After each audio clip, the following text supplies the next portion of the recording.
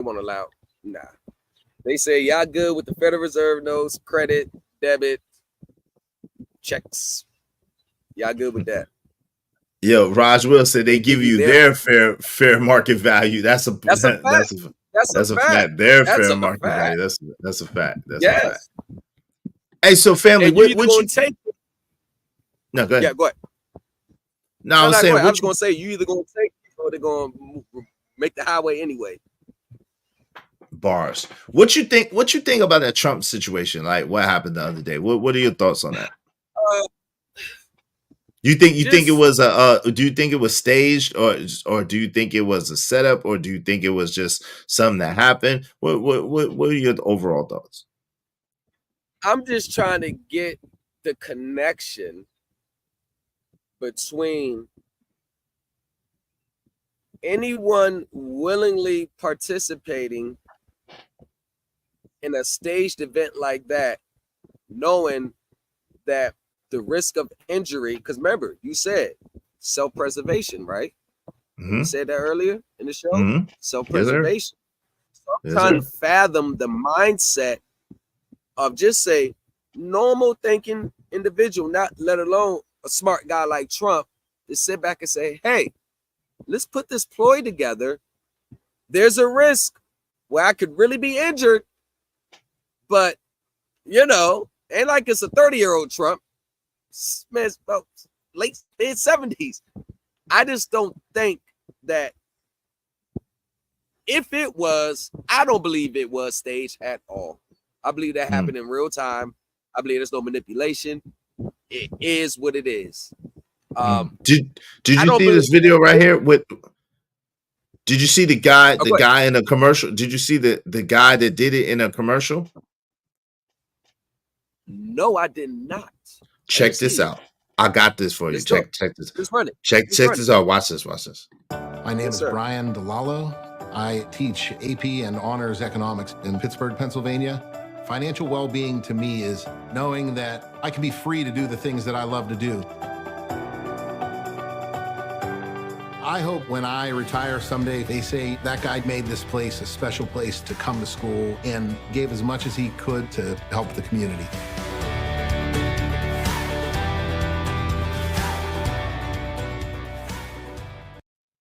So this is who that video was, is the promoter. We don't have to say nothing. That's the promoter of the video, right? Right. And this is that dude. Huh. That's the dude that did it. Yep. Interesting.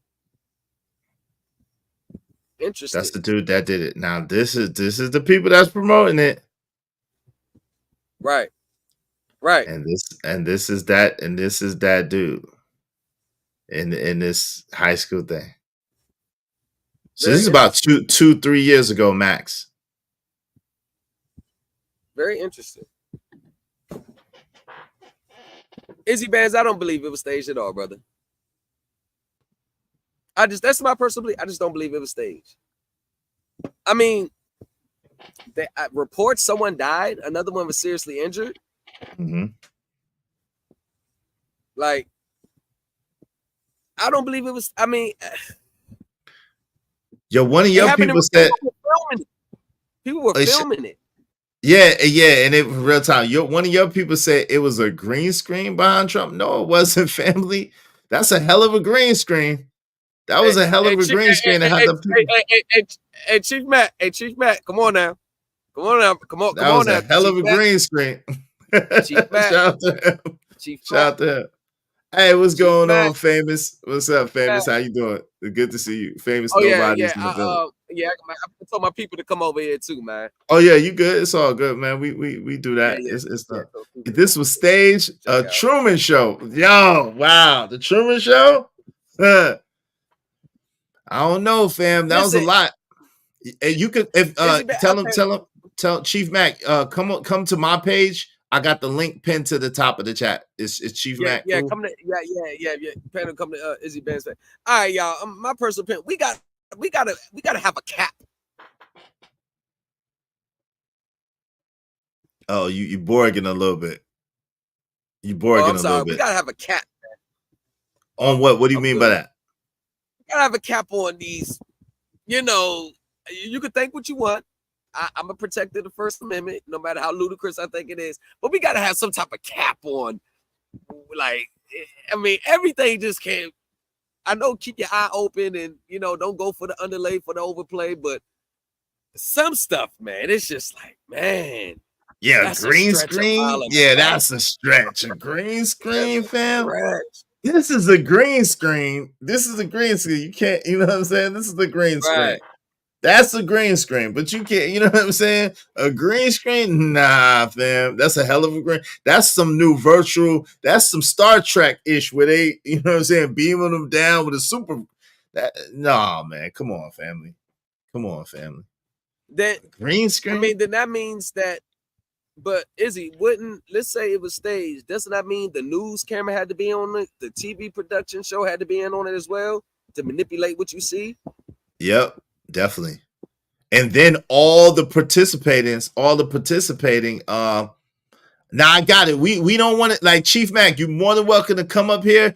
Just don't get into the things that's gonna get us on the watch list or get us terminated or stuff like that. Strike. And strike. Like we try to. I like how you move, Supreme. I like how you move. You move smoother than the most. I peep you, man. Even though this is our first exchange, I know that you know what's going on, but you don't have the need to say it out like me. I like that, man, because there's a lot of people that don't get the nuance of knowing what's going on and putting the information out there without having to just say it like that. You know what I'm saying? Sometimes you gotta say it without saying it. Say it without saying it. Word. And I like that you know how to say it without saying it, fam. That's real smooth. I like that. Because a lot of people don't peep that about me. I say it without saying it. And I get mad when people come up here and just be like, yo, just that. I'm like, no, chill. Like, chill. Relax. Don't do that. Right. Don't do that. Yeah. Because they are, you know, they're on high alert for anything, you know, lately. So I try to protect my fellow panels as well, just like I protect my own. So, you know. No doubt. Famous nobody said what's understood don't have to be explained. I'm of that school of thought right there, Famous. I'm of that school of thought. Go ahead, family. What were you saying? Yeah, I mean, I just think that it was just now I got a question for you. Do you think, yes, sir, in your personal opinion, do you think this would solidify the Republican winning the presidency this November? Do you think this event right here solidifies it? No, in your own personal opinion. No, in my personal opinion, I think that first debate solidified it. Oh, because I think, you know what I'm saying? I mean, really, like, I think that the first debate solidified it. I think that Biden's track record solidified it. I think it already was a done deal. Like, I mean, come on, we know what it was like for when Trump was in office, right? And now we know what it's like when Trump is not in office. And I would argue, you know, it was way better when Trump was in office than when Biden got in office. I can agree with that. I think most people will see it that way, right? Even if they don't necessarily like Trump. Yeah. I mean, let me ask you this. Did you peep how they had the debate so early? Yeah, that was really early to have the debate. Yes. This is my take on why they had it so early, because they had to see. It's like a trial run. Because if they would have had this in the normal time, like at the end of the year, where they have like October, November, you notice if they would have had this like October, oh man. But I think by having it so early, you can play damage control afterwards, or at least attempt to. And I agree with you. The first debate should have left no doubt and just in the competency. Because I'm gonna be honest with you, the average American, we don't care what's going on in other areas of the world that's not here. Like, we try to figure out how not to pay $7 per gallon at the pump. We try to figure out How'd have to spend $350 at the grocery store but walk out with 8 bags? Bars. Tell them again. It's bars. That's a fact. Bars. You know what I'm saying? That's a fact. They keep throwing this foreign policy across the global. The average American, every business owner, man, I got products shipping in overseas. They don't raise the tariffs. They don't do the taxes on me. I got to raise the taxes on my customers. You know what I'm saying? It's like, we got other mitigating factors to worry about than they just throwing the stuff that they think we should care about, try to get us behind it so they can make sense of what they're doing. And I think for the first time in a long time, the average American is like, no, we don't care about that. We trying to figure out why you sent $800 million over there, but ended the rental assistant program. But you kept filling the piggy bank over there. Right, billions. Right. You kept refilling the piggy bank.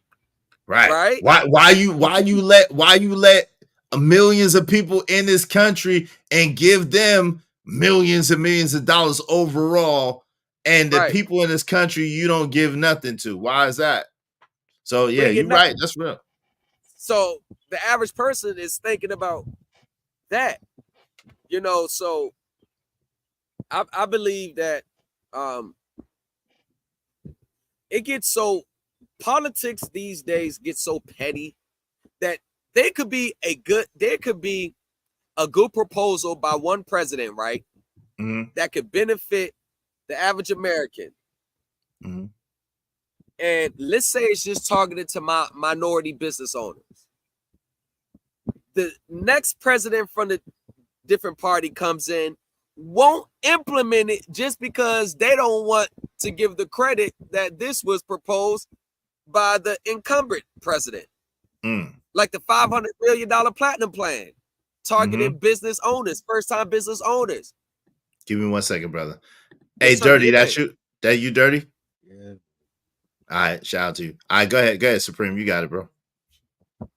I mean, that was first-time business owner, guaranteed approval. Of course, you had your credentials in order.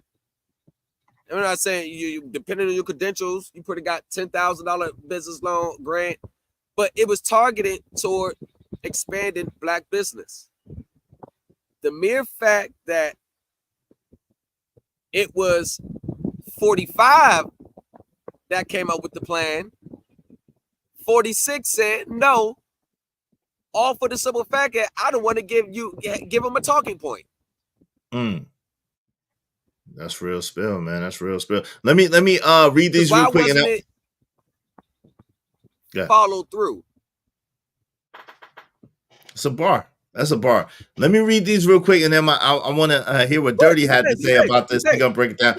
Hey, shout out to Emperor Kojak 3 and 3 the Great. He said it's too coincidental that this happened before the Republican National Convention when 45 gonna be celebrated all week. This incident gonna make him be celebrated even more and drum up more supporters and more money. All right, shout out to that. You said that before, Emperor Co. I can't say you're wrong. I'm gonna keep looking out for that. I'm not gonna say you're wrong. I don't think you're wrong. Plus, 46 has been getting a lot of attention in the media since the debate.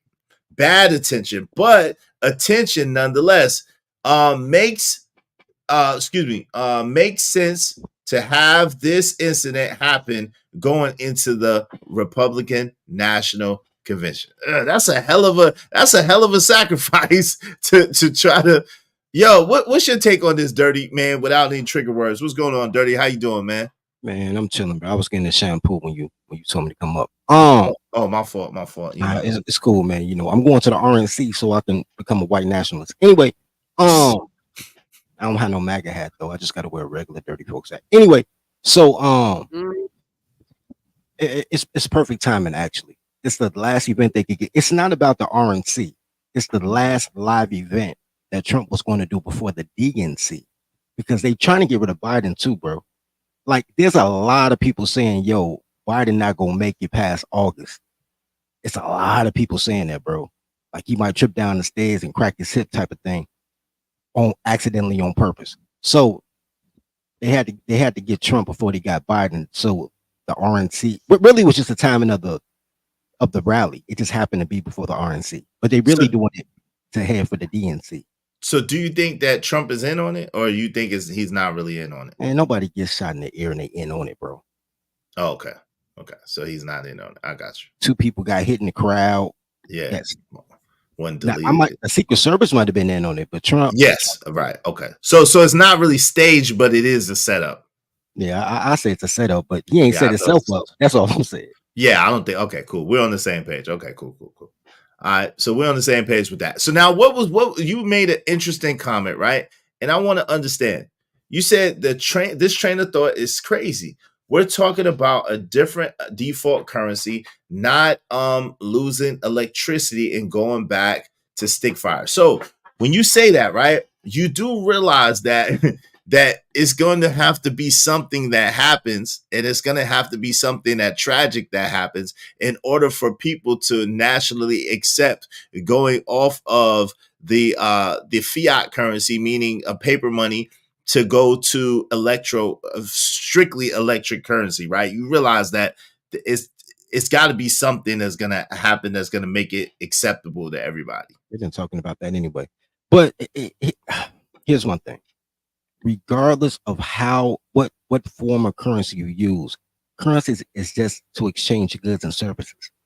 Mm-hmm. We just happen to have the most powerful default currency. But when our parents grew up, the British pound was a default currency. Life still went on. Like, if it turned to the yen, life still go on. It counts when you do global banking and you have to actually pay back loans instead of just raising the debt ceiling like Boomer's been doing. Then it counts because you got to learn how to count and balance your books, but it doesn't take us back to the Stone Age where we're back bartering. Well, I mean, that's interesting because we had what my brother was talking about, Supreme was talking about earlier, when we talking about the Great Depression. We had that, and guess what? They used that to take us off the gold standard and take us off the silver standard. They used it to take all the gold. That was a plot in its own. That was its own plot, but all right. But I feel you. But what I'm saying is they used it. They had to use something to be able to take the resources and to take people off of the gold standard and put them on fiat currency. So in order to take people off fiat currency and put them on something else, it's going to take a tragic event. And there was a lot of people that lost their lives because a lot of people didn't have the resources and the things that they needed in order to transition to the next system. And that's just how that goes, right? So I don't understand why you don't get that there's a period of time in between the time when you go from one thing to another that some tragedy is going to occur. You're going to have to be able to weather that storm, whether it's 6 months or a year or 10 years. I just said we weren't going back to stick fires. I understand everybody ain't supposed to make it, man. So, But you're going to go back to stick fires for a little while. Yes, you are. Not. Yes, you are. Why would you not believe that? Yo, fam, think about this. Yo, they showed it in the daggone movie. Yo, fam, once the money collapses, immediately there's going to be a mad dash for food, for water, for gas, or whatever the case may be. Yo, don't you remember what was this, 2007, 2008 with the gas shortages? Do you remember how people were acting because of that? Do you remember that, Dirty? Yeah, we didn't go back to stick fires. A couple of people didn't make it. A lot of people didn't make it, but it was bad that, and all it was a gas. We didn't have as much.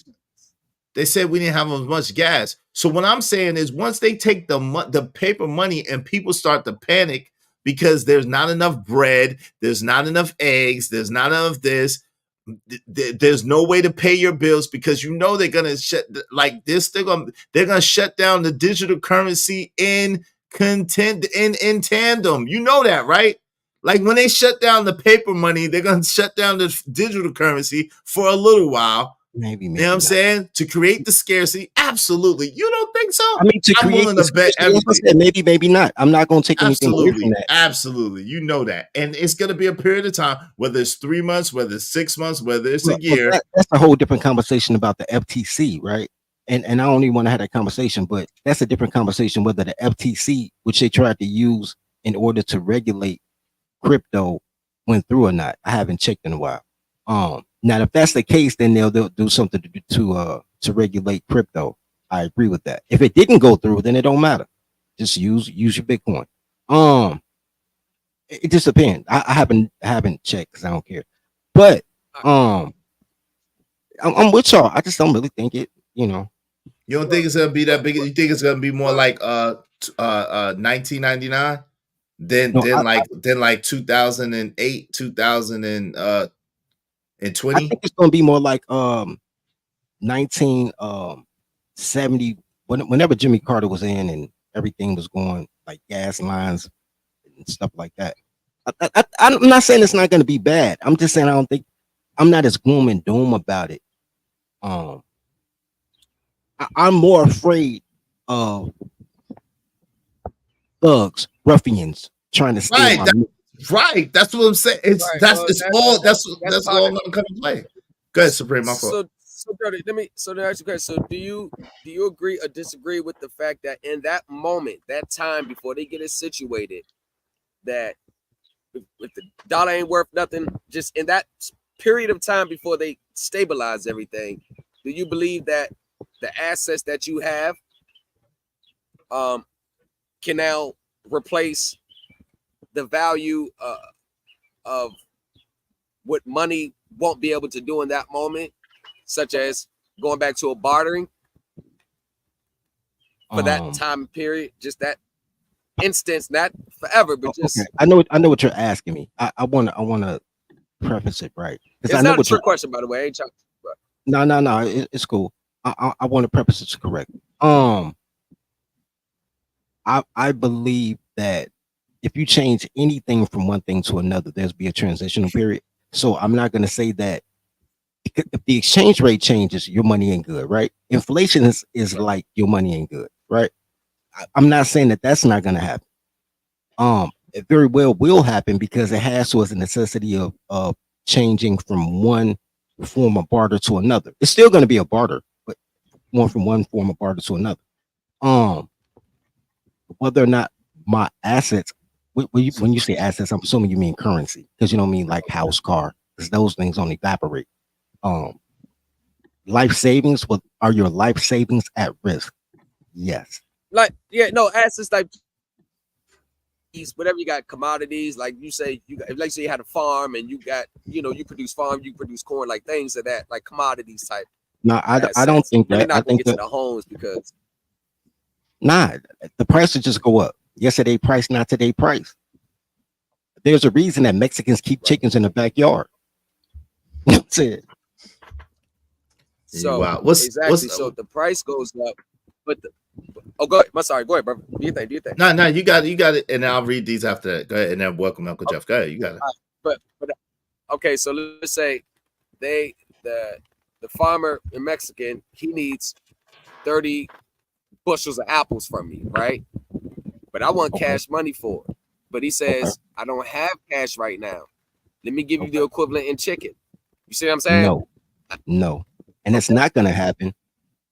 The price will go from, because we're not going to lose the US dollar. It just won't be the default currency. So that chicken that used to cost $12 might cost $50, which is kind of what we're going through with Biden right now. You still have to have a fiat system because you're not going to trade beans for one cow leg. I'm not killing my cow to give you one leg. I don't think it'll go back the same way that it was. We would have to figure that out. But and I do think the digital currency will replace the fiat currency. But make no mistake about it, as far as paper money is done, it's just going to be all digital. It's done. It's donezo as far as paper money. No value at all. But Uncle Jeff probably could speak to this best. Give me 1 second. Let me read this, and then I want Uncle Jeff to speak to this real quick. Shout out to Calvin Cook. Question is, why are veterans homeless if they have a VA loan? Well, all veterans don't get a VA loan. That's the thing. Like, they make these stipulations and stuff like that. But shout out to you. Shout out to Ron One. Salute. Ron One said Trump supports crypto. The banks aren't having that. I believe that had a lot to do with the past events. Wow. That's interesting. Shout out to the Hood Conservative. What's up, Hood Conservative? How you doing? Kelvin Cook says, stop stressing about something you can't change. Just practice eating one meal a day. Yeah, shout out to that. And shout out to Elijah Muhammad. You know what I'm saying? Hey, Uncle Jeff, what's going on, man? How you doing? Are you there? Well, when Uncle Jeff come back, I wanted to ask him a question. Uncle Jeff, if you're talking, you're on mute. We can't hear you. Well, go ahead, Dirty. You got it real quick. Go ahead, real quick, Dirty. Or Supreme. You answer my question. Okay, go ahead. You can answer the question. No. I'm saying that the chat. I forgot who just said it when they said the bank's not having crypto. That means it's not regulated. So that answered that question. So yeah, paying Bitcoin.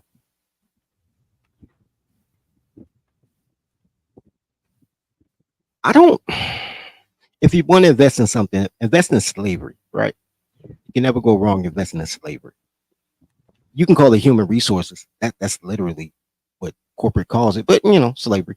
And then you have what you need, because you'll have people with nothing who need something, whether it's residence, food, whatever, and your barter is labor at that point, which is call it what you want to call it, internship, Section 8. I don't care what you call it. You wild, man. Shout out to Freeze on Loose. So I want to ask you a question, and hopefully Uncle Jeff come back so I can ask him this too. Go ahead, Supreme. What you saying? Nah, I was just go ahead. Now when you said you wild, I was like, yeah, Dirty Folks is a wild guy, man. Shout out to Dirty Folks, man. So Dirty, this is what I don't think that I don't get that I'm not hearing from you, right? Shout out to Jordan A. Maker. We've had cryptocurrency since the 70s, i.e. credit cards. 20s, bro. The roaring 20s that led to the Great Depression of the 30s is because credit cards. They pushed credit cards on people, and so 1920s. That's when I think it was American Express or MasterCard. One of them was made. But yeah, long time, bro. That's crypto. PayPal is crypto. We use crypto all the time. We change the fiat all the time, bro. But it's a different. Why don't y'all recognize it's a difference between it being totally digital and having paper money and it being digital? I'm going to say this to you. Hold on, Izzy Bands. Let me say something, because I know you 47 now. 48, but go ahead. Okay, let me explain something to you. My father still writes checks, paper checks that he gets from the bank. Mm-hmm. You do not. You pay by credit card.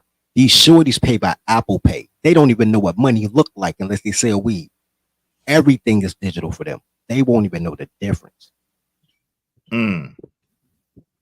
So you saying most people under what age? What age would you give it? They don't deal with paper money.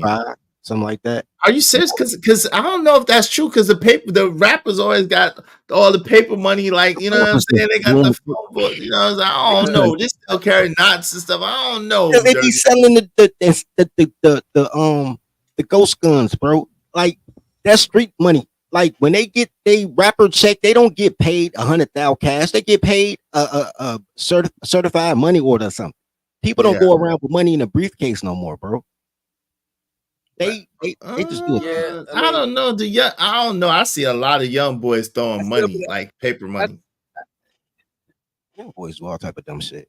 Because I did dumb shit. We all been young, bro. Young people, right? But that was but to make it seem like they're all using Apple Pay or most of them, I don't know about that. Like, I think they still know money though. Because my son is 10, and my son carries money. Like, he has money. Yeah, Uncle Jeff, I want to hear from you, but I want to ask you a question first, though. So we're talking about the transition from paper money to digital currency, right? The getting off, and you're eating. Wow, you're eating more. So now you're gonna talk with your mouth. Anyway, Uncle Jeff, ask your question. Yeah, Uncle Jeff put a mouthful of food. But anyway, so Uncle Jeff, so we talking about going from fiat currency to digital on a strictly digital level. What is you obviously are preparing and say we need to prepare. Why? What's we all understand that there's going to be a transitional period. What do you see in the transitional period that's making you think the way you think about the situation? Basically, y'all hear me good? Yeah, we can hear you well. Basically, mine is the mid showing. you've seen it in every movie about the future. You've read it a ton in the past, where you see the dumpster with the people around it, and they're shoveling $100 bills into the dumpster to keep warm. That's not an image that I'm bringing to you fresh. It's not some prophecy of mine. It's not a prophecy of the people who put it in the movies. Every fiat currency has failed. Every currency, and what makes a fiat currency is when it's not backed by gold or some other commodity. In 1971, Richard Nixon took us off the gold standard. The silver standard. We was already off the gold standard in 1932. Oh, 32. Okay. Off of the silver standard, excuse me. Yes. At that point, the only thing that your money was backed by was threats and debt. And now the debt is too great and the threats are too small. So what you have to prepare yourself with, and that was the only thing I kind of pushed back on Dirty Folks with, was start looking at how to barter. Start looking at what's the you were absolutely right, young man. What the names, man? You didn't get to put names up here. Oh, that's Supreme Brother Supreme Elite Empire. Love out to you, brother. Is that your land you sitting on? Yeah, this is my home. Yeah, all this is mine, brother. Start and what state are you in, if I may ask? I'm in Virginia. You good? Figure out what grows when. And today, when you get off the phone, when you get off of this call, you go and hoard all the seeds you can. Hoard them. Yes, sir. Take the money you got on you. Yep. You take the money you got on you and hoard seeds. And what you will barter for is when you need an electrician, or you need a plumber, or you need a mechanic. You need somebody to work with their hands so that you can trade in trade, because it will not be about building wealth. Wealth in what? Yep. Your wealth will be in your ability. Right. This is what all the 500,000 fetuses that got sucked out into a sink every year of ours. That was our wealth. When you look at a man that has 5 kids in a capitalist economy, he's at a disadvantage. In a feudal economy, bruh, I got an army. That dude that got 13 kids, if he can get them all in line with their baby mamas, that's a tribe right there. That's a tribe. It is about to get tribal. And to all the empty-headed cat dick some bitches that was talking about me 6 months ago, I want you showing up, raising your hands. I want you showing up talking that trash now about Uncle Jeff's a fatalist. Do I seem like a fatalist now? So, but Jeff, okay, so what I want to concentrate on is I want to concentrate on the period, right? Mm-hmm. The period, the now. What makes you feel like, because I was trying to get it from Dirty Folks, and Dirty Folks doesn't seem to think that it's going to be that bad in the near future. It's going to just kind of transition from one thing to another, go from one place to another. And Ultimate Cody said, Izzy Bands, what about that cash ass, bro? Hey, listen, big dog, the cash ass, big dog, they're going to be what they're going to be. I'm not going to be up here asking for cash. I'm going to start asking for grapes and for watermelon. I'm like, yo, send me some grapes and some watermelon. You know what I'm saying? When they switch over. But hey, until then, I got to do what I got to do. You heard? But yo, so Uncle Jeff, what do you see in the between time? That's why I don't have a clear answer to. How do you think? Hey, Jesus baby, hey yo, big dog, Jesus baby gonna be all right. That's hilarious. Shout out to Marco. Jesus baby gonna be all right, big dog. Hey, so what do you see from right now to then that it's going to be such a dramatic? Why would it be so dramatic, and why would it not be as subtle and as smooth as maybe Dirty Folks is portraying it to be? That's why I want.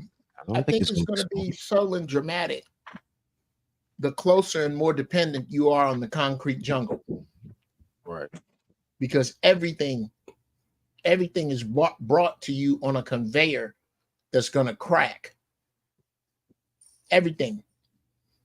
The food deserts you hear about, the places where commerce depends upon things that aren't real, commodities, interest. Why do you think they call it real estate? Because it's real. The stuff outside of that, it's not going to be as bad as the world gets bigger again. What happens when society breaks down is the world becomes much bigger. Once it gets to a certain place, your ability to even speak to me will be regulated, but it won't be regulated. I can't hear you, bro, if you're talking to me. Oh, okay. Your ability to talk to me will be regulated. Your ability to talk to those right around you will not. Cats like your man Supreme that got some land can get with other dudes. This is Brother Supreme. Start find 9 dudes that think like you. Find out where they are. Get you somebody that knows how to go navigate under a city, that can go through a manhole cover and know just what he's doing to come up out of another one. Somebody who can turn the power back on. Somebody who knows exactly how the water flows when it ain't froze. You need to find these men. And y'all need to collect as best you can. You need and when you're talking about in the immediate, the closer you are to a city, the worse it's gonna get, because people in the city don't know how to get down. They don't know, they haven't been preparing themselves in this way. If I lived in a city, there's no way I wouldn't have 50 pounds of beans and 50 pounds of rice and 100 gallons of water. Right. And a propane tank and a gun and a big dog and a truck. That does not describe most city folks. And those are the people who is going to be hard to keep honest. Okay, so 1 second, gentlemen. Gotta grab my charger. 1 second. I'll be back. 1 second. All right, shout out to you, Supreme. Okay, so I guess I'm trying to understand how long of a period do you think that would be? Like, you know what I'm saying? Do you see it being years? Do you see it being a few months? Do you see it being before the transit? Like, how long do you think it would be? I think in the next 18 months. No, not before it happens, but I'm saying, how long do you think it will last? Oh, bruh, I can't even put a price on that. It depends. Like I told you, you're on the precipice of so many things. You're on the precipice of, okay, like I told you, I believe the aliens have showed themselves because we keep playing around with these nukes, and we gonna mess around, screw up the galaxy. They're not gonna let that happen.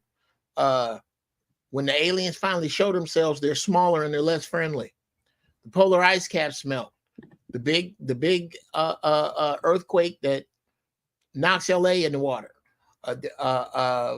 The next, I don't know, the collapse of the dollar, the collapse of the grid, the attack of these many different nations that have aligned themselves on one common goal, which is the fall of this nation that has done so much ugly around the world. Whatever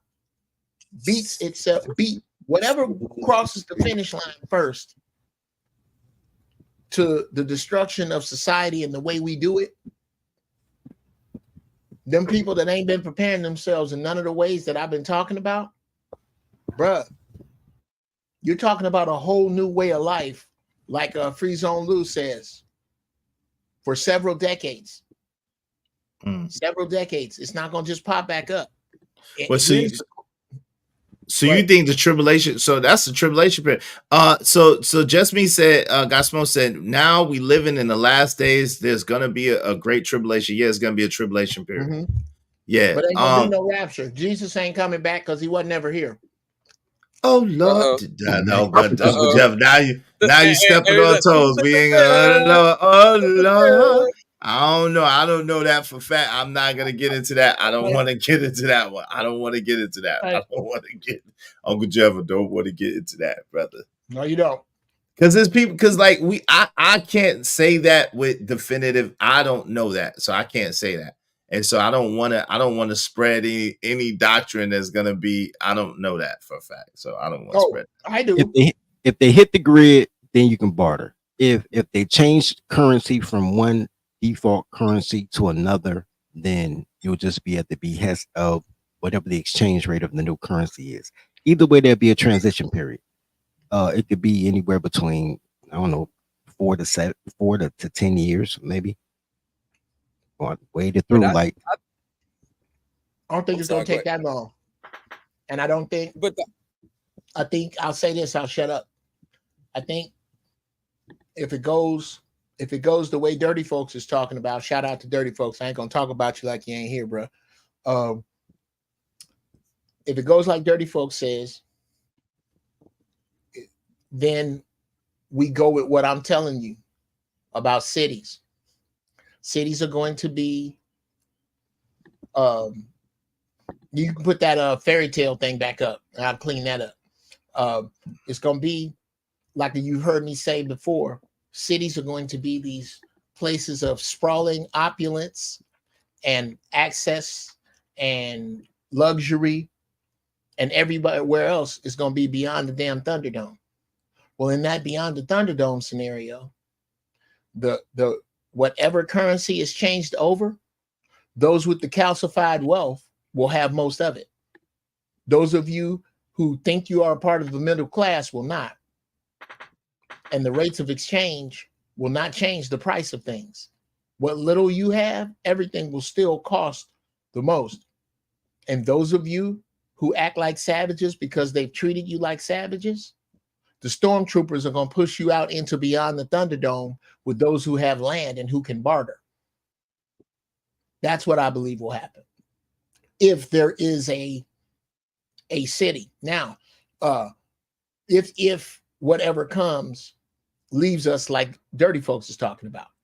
This is a deck of ugly cards. We have a hand of ugly cards. People talk about the Bible like a book of fairy tales, but it gives the answer to all of this. It does. Here's the problem. There's not an original book in the Bible. All those books came from somewhere else. That's why I keep telling Black folks, the only reason I speak out of the Bible is because it's the spiritual watering hole around which most Black people convene. But you can find all those stories. Every story in the Bible is stolen. All of those stories have names, dates, places, and faces that predated by thousands of years. You just believe in the Bible. You're a Christian because your slave master was a Christian. If you're Lord, a Buddhist, you'd be a Buddhist. Oh Lord, well, what about wait? You know, the first quote unquote Christians was from Ethiopia. There's in Ethiopia, so there's Christians in Africa that way predate all of that. Absolutely, you're talking about Coptic Christianity, which is not 66 books of the Bible. I'm talking about the Ethiopian Christianity ain't the Greater New Mount Hope, which is right down the street from Shiloh, which is right down the street from a liquor store. Well, I'm talking about that one. Okay. I'm talking about the one that Black folks hold the Boko shower up and down the aisles. That. Okay. Okay. That one is stolen. That one is remixed. That one is incomplete. And when you can discuss that, brother, look, what you don't want to discuss is that the Jesus story is told 10 times thousands of years before Jesus. And all of those revolve around astrology and the sun. You think it's a mistake? 12 disciples, one Christ, 12 jurors, one judge, 12 zodiac signs, one sun. You think that all that's just coincidence? No, it's not. So for those of you, yeah, let me give you some more shit right here. If he does, I'll say my bad. But it is my bet that Jesus is not coming back, because if he was here 2,000 years ago, his name didn't start with a J. And then you go, oh, well, his name was Yahshua, Yahweh. Yeah, but you don't call that. You say Jesus, which means you belong to that club. Knock it off. It's here. It's here. It's in your face.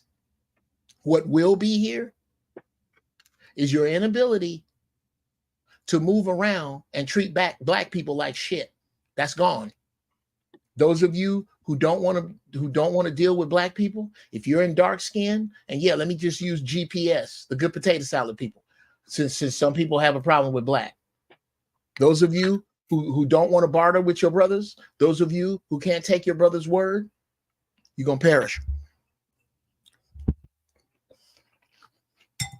All right, let me ask this, yo, Uncle Jeff, man.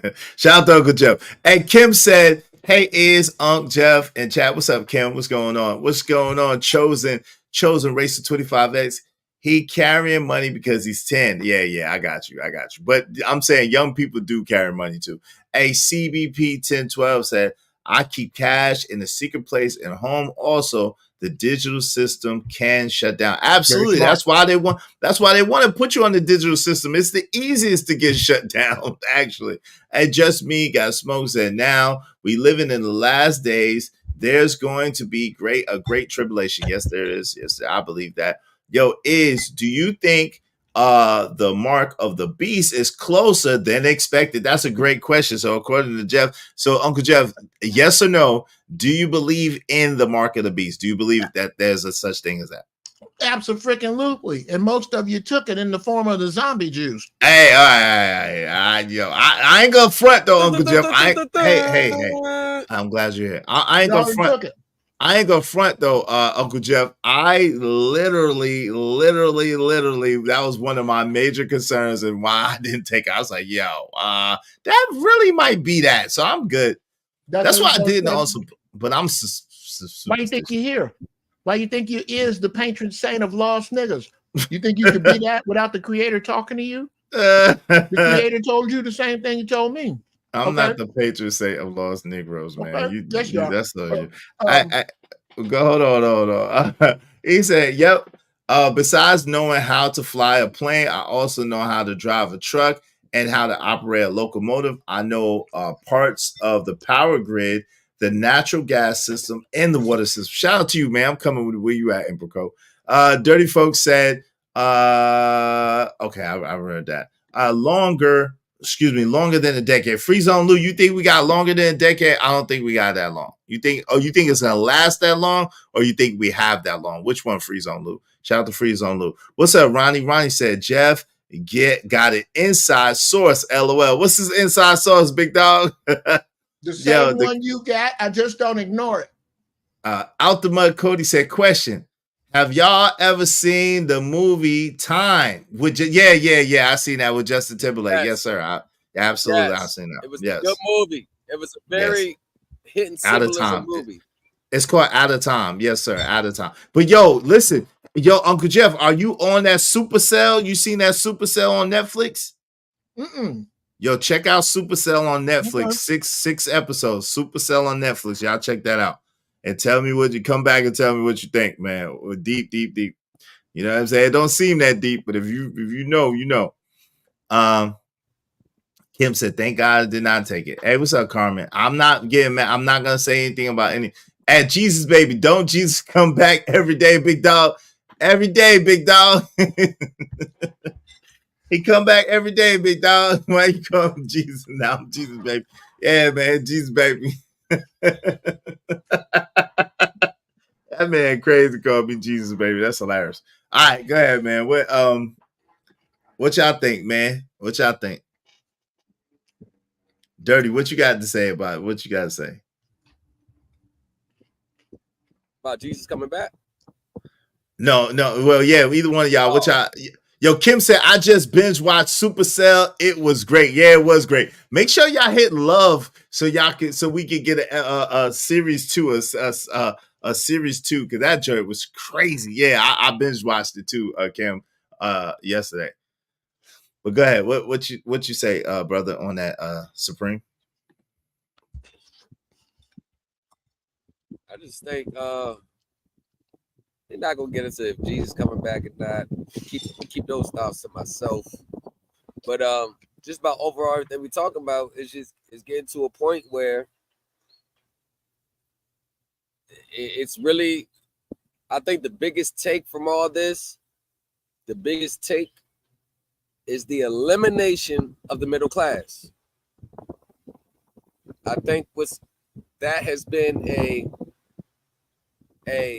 my personal opinion, next to do thing on the list for the overall agenda is to eliminate the middle class.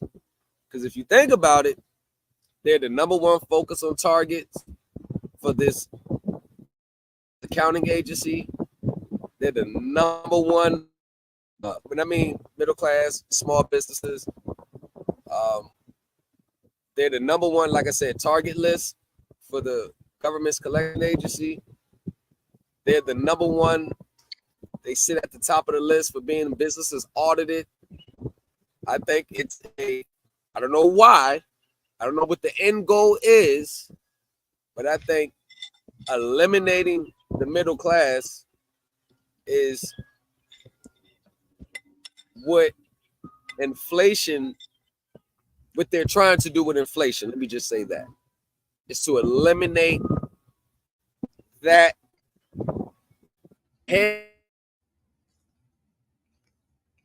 Yo, Supreme, you breaking up real crazy, brother. I'm sorry. Oh no, my Wi-Fi is on all bars. Yeah, it's okay. So I think that's what they're trying to do with this inflation, with everything going on. It's a complete obliteration of the middle class. What they call middle class. Yeah, what do you think the purpose? Real quick, what do you think the purpose is? What's up, Chidi Alice? What's up, JD 975? What do you think the purpose is?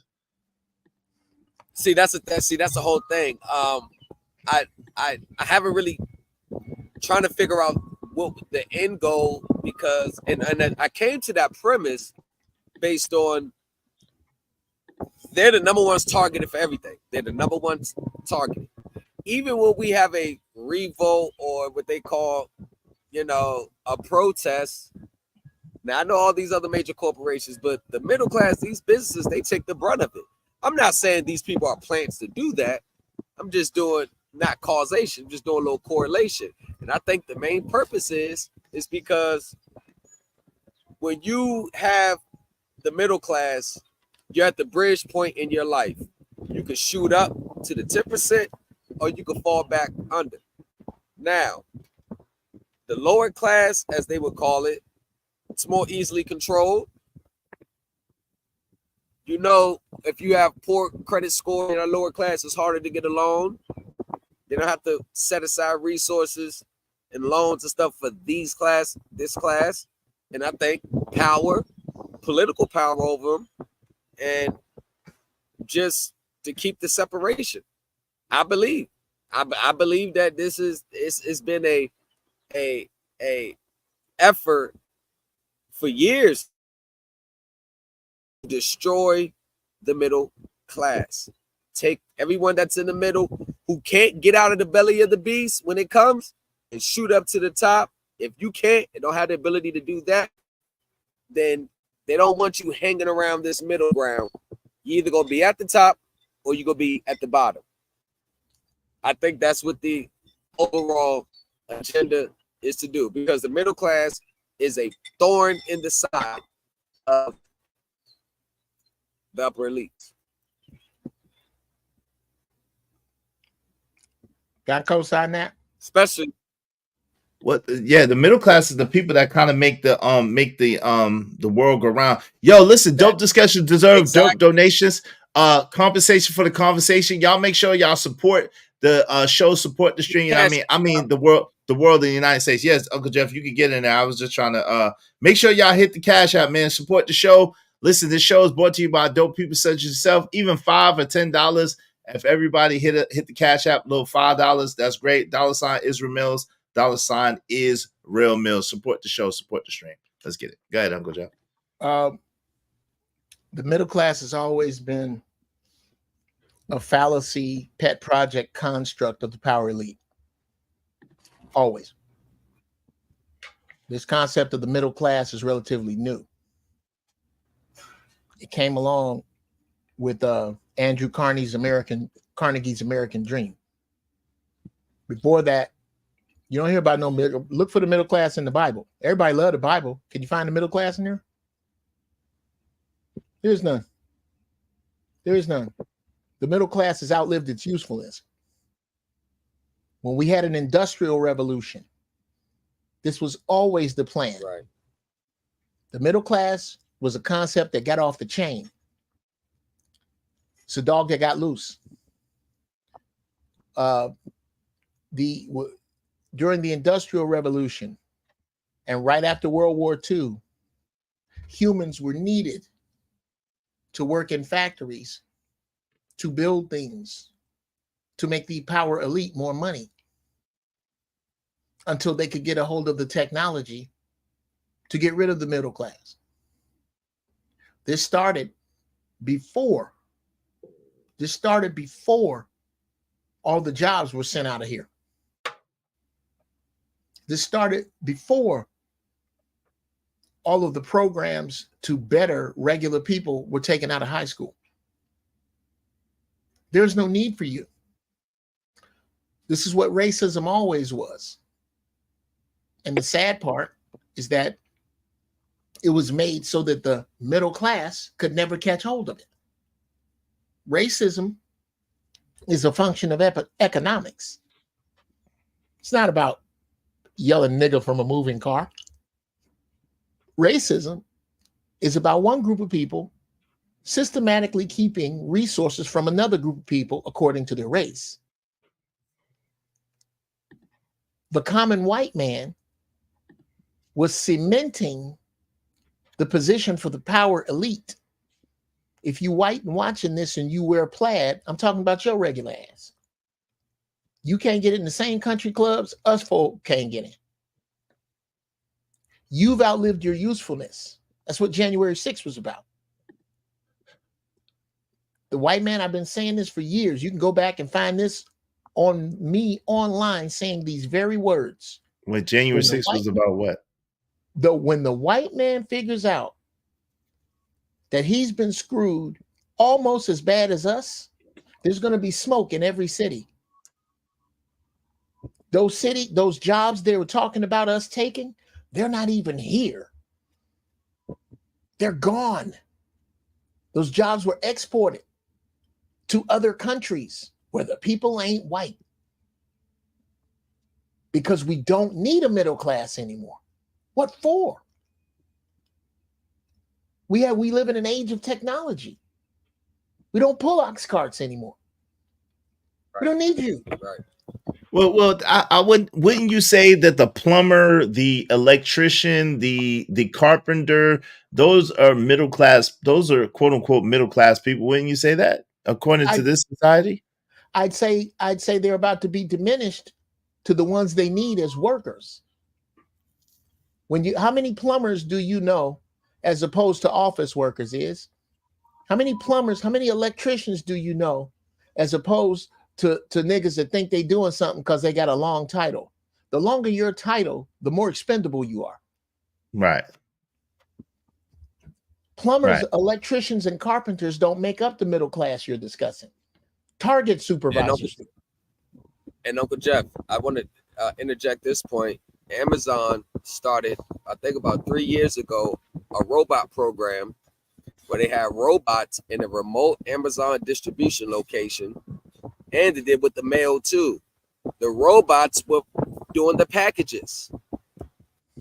Yeah, it was what's the program they started? It's I forgot the little program that they start when they just doing a little test run, but you had robots at the Amazon distribution center doing the orders and packaging. This is 3 years ago, but you hear no word about it. It was a pilot, called a pilot program, to see what, and you know, if just like when they popped out with a smartphone, you know, the technology, they've been had that, you know, and when we get technology, you know, it's already been thought of already years in advance, just waiting for the right time to implement 50 years old. Right. It's just new to us. They already had it in advance. So I'm just piggybacking off your point that the manual labor, they're replacing that with AI. Bruh. And if you're trying to prepare yourself for it now, it's like you putting your socks on in the middle of the prom. It's just down the road. It's down the road. Yo, so Out the Mud Cody said, Jeff, are you saying that you're either rich or poor, Big Dog? Now, very, very, very soon. Very soon. Yeah, that's what it's getting boiling down to. That's what it's boiling down to. Yes. If you 100 grand ain't this. Yeah. What? You went out, bro. You went out. Repeat that. I said 100, making 100 grand, and now that was like middle class. It's really not nothing these days. Well, if you have a family, that here's why. See, 100 grand was like 10, 50. And this is where I said it's not really a big thing. Oh man, you're going in and out again, bro. I don't want to cut you off. I'm sorry. Now go ahead, do your thing. Do your thing. I'm gonna sit back and listen if I keep going in and out. You, bro. You hitting them over the fence. The fact this is the fallacy of real estate appreciation. There's no such thing. It's that it just takes more dollars to buy it. It's the shrinking of the dollar, not the growing of the value of your property.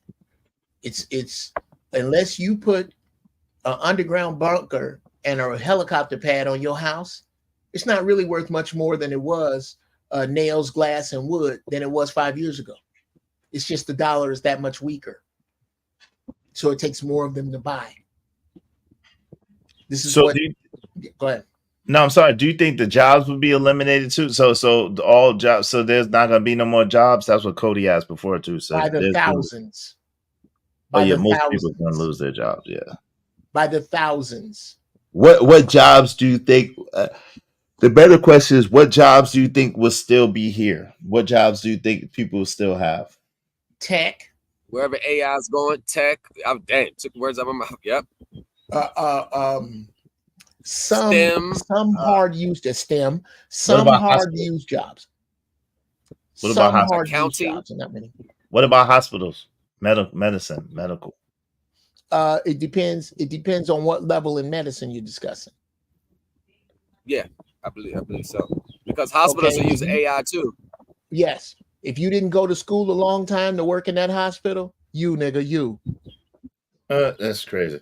Hey, Kim said, do you believe Black people should even care about who gets elected, or should we pick our own candidates to run for election, then vote for them? Well, I'd say you shouldn't worry about none of that. To be honest, if you ask me honestly, I say you shouldn't worry about any of it. None of it is going to do you any good. I believe what she said. Yes. But hold on real quick. Hold on real quick, Supreme. Let me just finish it.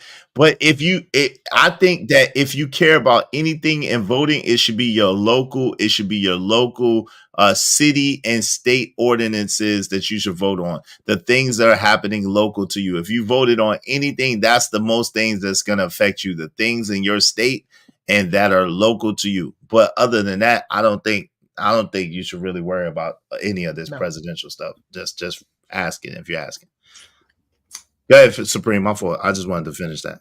I think you should worry about the local elections, like who you put in city council, who you put as your state representative, who you put as your your congressman, who you elect as your judges and as your district attorneys. Those things I think matter more to the people. Yeah, I think that would be more important. Well, but to answer her question, I like the question she asked, but the second part about it picking our own, I believe that would have had a better outcome if they didn't implement welfare. It would have had a better outcome 50 years ago. It's just too late. Right, it would have had a better saying. outcome 50 or 60 years ago. It's way too late. That's what I was saying. Like, yeah, it's that right there been a better outcome. That question would have had a better outcome 50, 60 years ago. But when they implemented these welfare programs to tear our families apart, that kind of separated, let's say, our image. So to the point where it's hard to really look at a black man as a position of leadership to even get behind because of the conditioning and maybe personal experiences. Never know. But the overall conditioning of the mindset today, I don't think even us as our own would get behind that idea. No doubt. Dirty folks, what say you? Dirty ain't said that in a while. You there, Dirty? Or you not there? Go ahead, Uncle Jeff. Dirty folks ain't even there. Go ahead, Uncle Jeff. Yes. I think the very concept of America as a construct, I'm going to say something real controversial as it's coming to me, but there was no right answer other than this one. This road we're on was inevitable from the giddy up. Because of the barbarism of the European white man, we were going to have to wait for this to collapse under its own weight, which is what it's doing. There would have been nothing. There was everything we built, they destroyed. And they sold us on a religion that really wasn't ours, in a political system that really had meant us no good. I use this analogy over and over because it's perfect. My wife and I delve in real estate, and my wife was taking the real estate exam.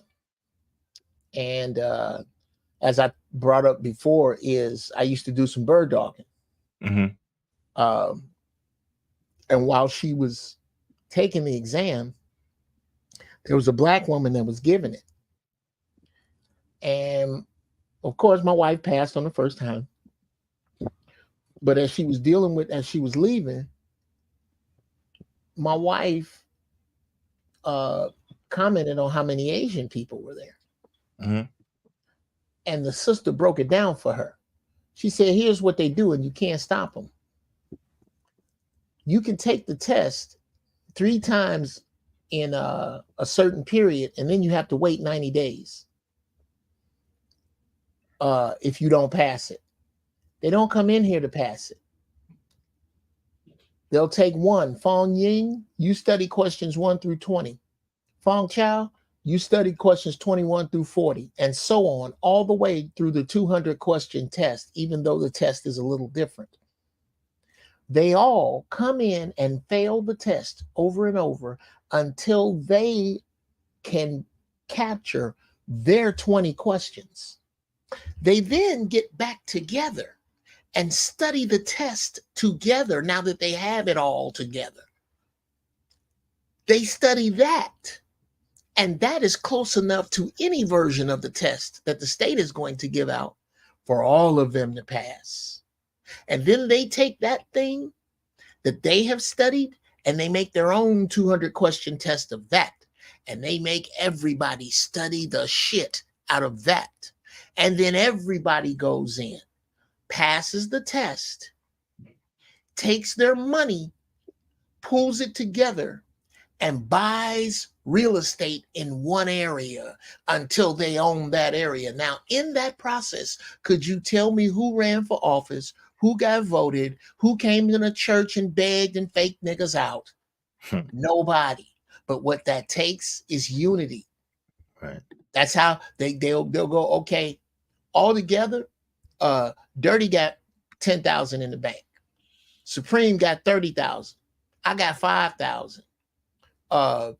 Iz got another 5,000. Together, that's $55,000. So we take that $55,000 and we don't spend it. We put it in Supreme's account. So when Supreme goes and asks for a loan for some land, he got $55,000 in the bank. That ain't how we do Supreme it. got that land. 60 days after Supreme got that land, we put that same money in Izzy's account. And now Izzy go buy some land.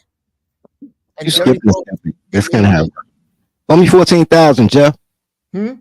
Only 14,000. 14,000 short. Only 14,000. Okay, only 14,000. I just got the call. It was like, hey, I'm a Semite. I said, yo, what's up, Semite? It was like, yo, bro, we've been calling you for 7 years. We've been having this 350,000 for you for 7 years.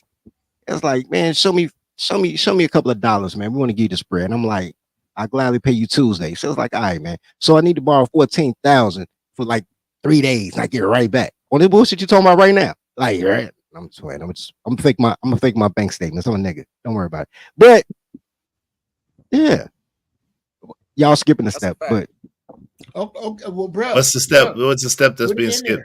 You know, I ain't gonna tell y'all tolerant apologists to step, but holler at me back. I'll tell y'all. Oh wow. Okay. Shit. All right. I'll tell y'all the step because girls don't get along. Everything Jeff said except that it have to be in a trust. And then you'll be able to transfer the trust and you don't have to touch it. Exactly what he said, the same numbers and everything. It just wouldn't be in a private account, it'd be in a trust. In trust instead of in somebody's individual account. And then you showing whatchamacallit, right? Yeah, you just do everything. PO was it POI? Oh man, I ain't gotta worry about none of that shit, bro. Nobody cares, bro. They just got to cover their ass. They get paid by giving you money. You know what I mean? Or giving you whatever their job is to give you. What he said Absolutely. is right. What he said is right. The point is that these are tactics that have been used outside of begging somebody to get in office and change a policy that we don't use. No doubt. Shout out to Noble Imhotep. When you have a certain designation anyway, you can't even do any of that anyway. So there's that too. That's not true. Yes, it's absolutely true, Uncle Jeff. No, brother. Apparently, you don't know what I'm talking about. It's absolutely true what I'm saying. What I'm saying is absolute facts. Okay, if you can't do what? What I'm saying is if you have a certain designation, you don't vote in this system anyway. That's what I'm talking about. Oh, I thought you were talking about pooling money to buy land. No. I said if you have a certain designation, I was talking to Kim's question. If you have a certain designation, you don't vote in this system anyway because you're outside of the system. Oh, sure. That's what I said. Sure, absolutely. Well, I guess what I'm saying is, Black people for over a century have been programmed to push all their chips in on voting. And it's been a hoax that has fooled them into this place we're in right now. Makes sense. I can see it. Makes perfect sense. I can see it. I couldn't see it before, but I can see it.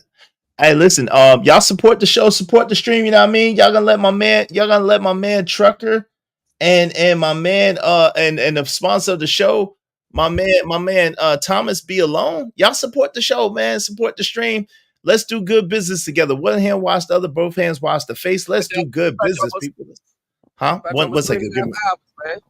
Yeah. We almost 4 hours in, but if we don't get no more support by 4 hours, I'm gonna shut it down. But let me just give the people a commercial. Do good business. Make the Cash App ring during the stream. $ Israel Mills. $ Israel Mills. To support Izzy Bands, be sure to hit the Cash App $ Israel Mills, or you can scan the QR code on the right side of your screen. Show your support. Shout out to my man Noble Imhotep. That's it. $ Israel Mills. $ Israel Mills. Yo, shout out to my man Noble Imhotep. He said, my status keeps me out of public elections as I am completely private. Yep. See, I know that's an absolute fact. I know that's true. Right? You can't even participate if you wanted to, but why would you want to? But anyway. Yeah. Yeah. Most people do what it's told. It's better to have it and not use it than to use it. And I mean, to have it and not need it than to need it and not have it. I'd rather be set up for what may happen. Exactly. I agree with that. The best prevention is what they say, an ounce of prevention prevents a pound of cure, right? So shout out. An ounce of prevention is better than a pound of cure. What's up, Smitty? What's the deal, man? What say you, bro? You muted. You don't say nothing? You come up here to say nothing? Okay, cool. No, I ain't got shit to say. All right. Yo, my man Dirty, you was breaking that down though. Go ahead, Dirty. You got it. I don't even know what you was talking about, bro. What was I breaking down? Yo, you was breaking down the whole the thing about setting yourself up to in a certain degree, right? You know what I'm saying? Basically setting up yourself, setting up your life, whatever. I ain't helping y'all niggas do shit. Let me tell you something, bro. What the hell? Now, here's the thing. I mean, I help you individually. You know, I don't fuck with these Tylers, bro. All they do is listen to nigga shit and then put in a female voice and niggas send them cash apps. Look, what I am saying though is, it has to be based on more than just a basic need, bro. Like, because there's a process to it. And Imhotep said something. He was like, yo, it's about trust. It is about trust. But you know, when he said that, the first thing I thought of, what's that? The nigga fronting you an eighth with Key B. That's trust. He put hope in your hand and said, yo, I trust that you're gonna bring me back my $4,800. But then that trust comes with condition, because you know my thing is penalty, right? You know what happened if you don't bring back that $4,800. You feel what I'm saying? Right. So there is trust, but verify. And then everybody can eat, but that's a tribal thing because you gotta have a code that you live by. And it's nothing about crayon shit. Hold on. What up, Playboy? No doubt. I got you, man. I'm signing up for the tribe, man. I'm signing up for the tribe. I want my tribe benefits too. Yo, what up, Smitty? What's going on, man? Smitty just came up there to say what's up, man. Chilling, I'm rolling the J. Y'all keep cool. All right. Yo, Supreme, man. So what y'all have to say? I guess, man, I'm hungry, man. I'm be honest with y'all. I'm hungry.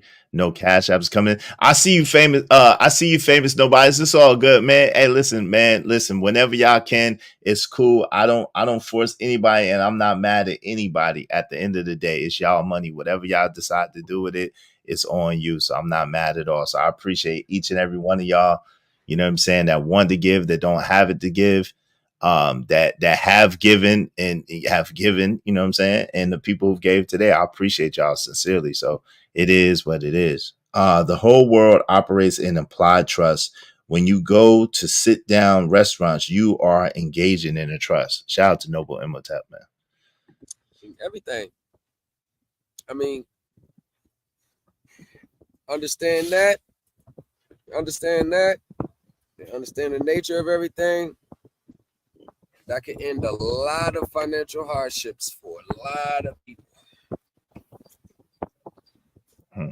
When you say the nature of everything, what can you be a little bit more specific in that? I mean, let's just take his premise that everything operates in the implied trust. Let's just take that premise. Mm-hmm. There's no quote unquote documentation of the implied trust. It's based on the actions. So if you pay attention to the substance, then all right, let me say as much as I can on here. Let me say as much as I can. But okay, so let's take this premise: you operate on implied trust. Mm-hmm. There's 1,000,001 trusts, express trust, trust of the documented. But the tricky thing about the whole world operates on implied trust is you got to know it's even a trust from the beginning. You got to be a trust-based society. I know what he's saying. Mm-hmm. So it's been a trust since the beginning of the time. Everything's been on a trust system. But right. the tricky thing about the implied trust, what makes the implied trust is so tricky, that unless you understand just the key elements of a trust, the most simplest term. Let's just say this water bottle, it's my property. Izzy Bands, I'm going to give you this property for the use and benefit of Uncle Jeff. Mm-hmm. So now we have me, I granted you this property. You didn't give me nothing in exchange for this. I'm considered the grantor. You, since you have instructions on, or I say, hey, for the use and benefit of George, Uncle Jeff, I'm sorry, you're the trustee. Uncle Jeff is the beneficiary. So it's a simple element. Now, this can be hold this in trust until Izzy Bands turns 60. Then, it could be all stipulations in between. Those are simple core elements. So it all goes back to trust. The grantor is the one that calls the shots.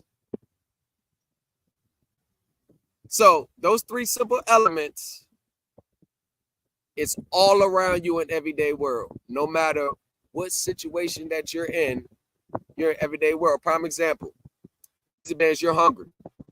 You go to McDonald's. You go get a Big Mac meal. It costs $10. That's right? the devil's lie. I'm never going to McDonald's. I know, but I got you. Yeah, I got you. You go to Subway. You might not eat that. Whatever, McDonald's. All right. Big Mac meal, $10. I'm with you. Right. That $10 represents that's your property. You want your property. And you give them $10, right? Now, you get the meal. You get a receipt for the meal. So, in the deeper understanding of that normal going in and get your food and going, you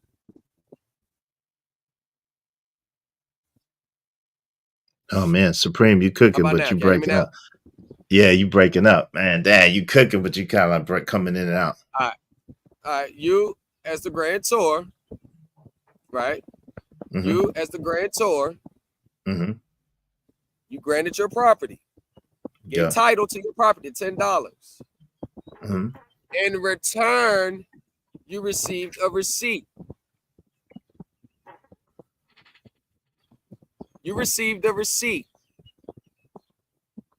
See, it's not actually about the food that you got. It's not what you got in return. You got the right to use and enjoy the products of McDonald's. You can't take that McDonald's Big Mac sign and go sell that sign and use the McDonald's logo to make money. But you got a right to use and enjoy the McDonald's products. Now, the receipt, let's say the police stops you and says, hey, we have a card that you didn't pay for that meal. What is the first thing that you're going to pull out? The receipt, you're going to pull out which is proof of that I paid for the meal. Purchased it, right? But in the deeper understanding, you're really saying is proof that I have a right to use this product. Because your receipt, two things happens in the trust, but then you got to understand it from the beginning. It's so fast that if you don't understand it, you'll miss it. It's an type. I don't know why I keep circling. I should be good now. All right. It's an exchange of titles. Legal title and equitable title. Legal title, equitable title. You granted them legal title to your property. $10. In exchange, you got a receipt. That's equitable title. Mm-hmm. And any transaction that you got going on, there's always going to be an exchange of legal title and equitable title. It happens by operation of law. It just happens. You don't have to go look up a code, go look at that. It happens by operation of law. So when we talking about eliminating the middle class, this is part of the reason why I'm hitting that. Because the upper class, they know about trust. They operate commerce through trust. The elites operate commerce through trust. Okay? It's where the whole saying, own nothing but control everything comes from. They operate in trust. Even down to your everyday financial transactions. So we will understand that not just a transaction institution is not. Oh man, you cooking, you breaking up though. Hey, my man, out the mud. Transaction.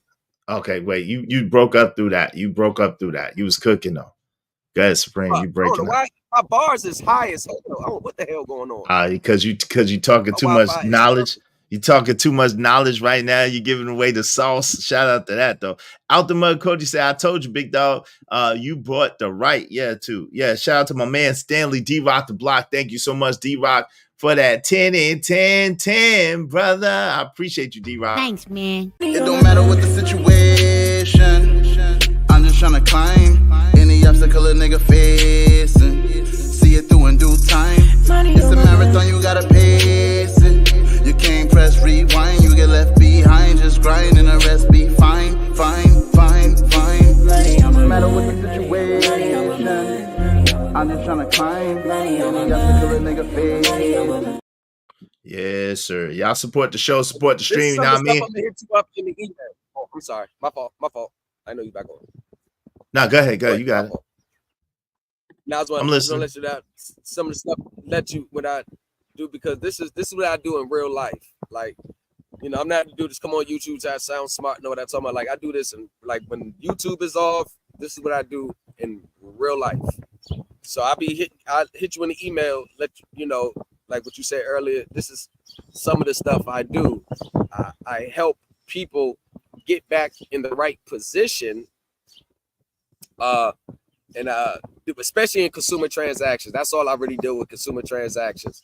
I help people get back in the right position, because my thing is this: if you take legal title to my property, okay, I grant you a security interest. You say you're giving me a loan, okay, I'll play along with it. But the minute you make proceeds on the back end with the use of my property, and you don't cut me in, now we have a problem. Makes sense. That's what's really going on today. Mm-hmm. It's not about really people talking about the Federal Reserve. And the Federal Reserve don't really get involved unless there's here get the card. The Federal Reserve really don't get along unless you need overnight funding and banks are not liquid and can't have the money in time. Okay, I got you. And can't have the money in time to issue loans or whatever. That's when the Federal Reserve will come in with overnight lending, and they just set the monetary policy. They don't really get involved because they don't need to anymore. All this talk that people say, oh, modern money mechanics. You could take every modern money mechanics and flush it down the toilet today. Because 9 times out of 10, what you're going to deal with these transactions with the banks, it doesn't matter. The banks don't go borrow money from the Federal Reserve. They don't do none of that. Yo, my man, Noble Imhotep said.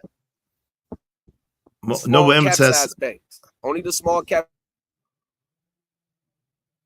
Oh man, you breaking up. You cooking though. Noble Imhotep said, I deal in maxims. Would you rather learn 20 maxims or 190 million codes and ordinances? Those 20 maxims rule everything. If you Understand that trust law rules all. Shout out to that, man. Shout out to y'all, man. Y'all brothers is, yo, hold up. Is this ninja talking that Moorish free land-ish? Nah. I don't know, man. It's a little deeper than that. What he talking about? Nah, I don't deal with that. I'm not a Moor. I don't deal with that. Even though I don't think it's not. I don't deal with that. Nah, I don't deal with that. I'm not that. He talking about trust. He talking about trust. Yeah, he talking about something a little deeper than that. He talking about trust and trust law. I'm talking about something that, just from his comment, he don't understand.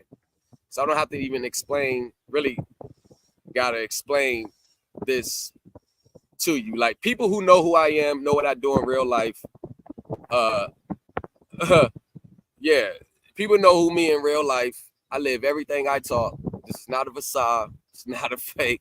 It's not a front. I get people's homes back in their possession for a living. I get people's vehicles back in their possession for a living.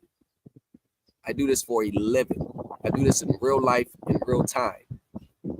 Anyone saying Moorish, sign, gaslight, you can go exit stage left with it, because the mere fact that that's the first thing a person comes in their mind when trust has been around since the beginning of time, and all the rich, elite, and wealthy people operate through trust. That's the first thing that comes to mind. A person says Moorish free land shit. It just lets me know everything I need to know. It lets me know everything I need to know. Now, this person just made an ass out of himself for no reason at all.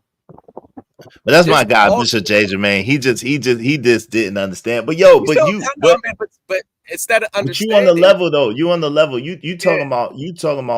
Let me just clarify for laymen as much as we can say.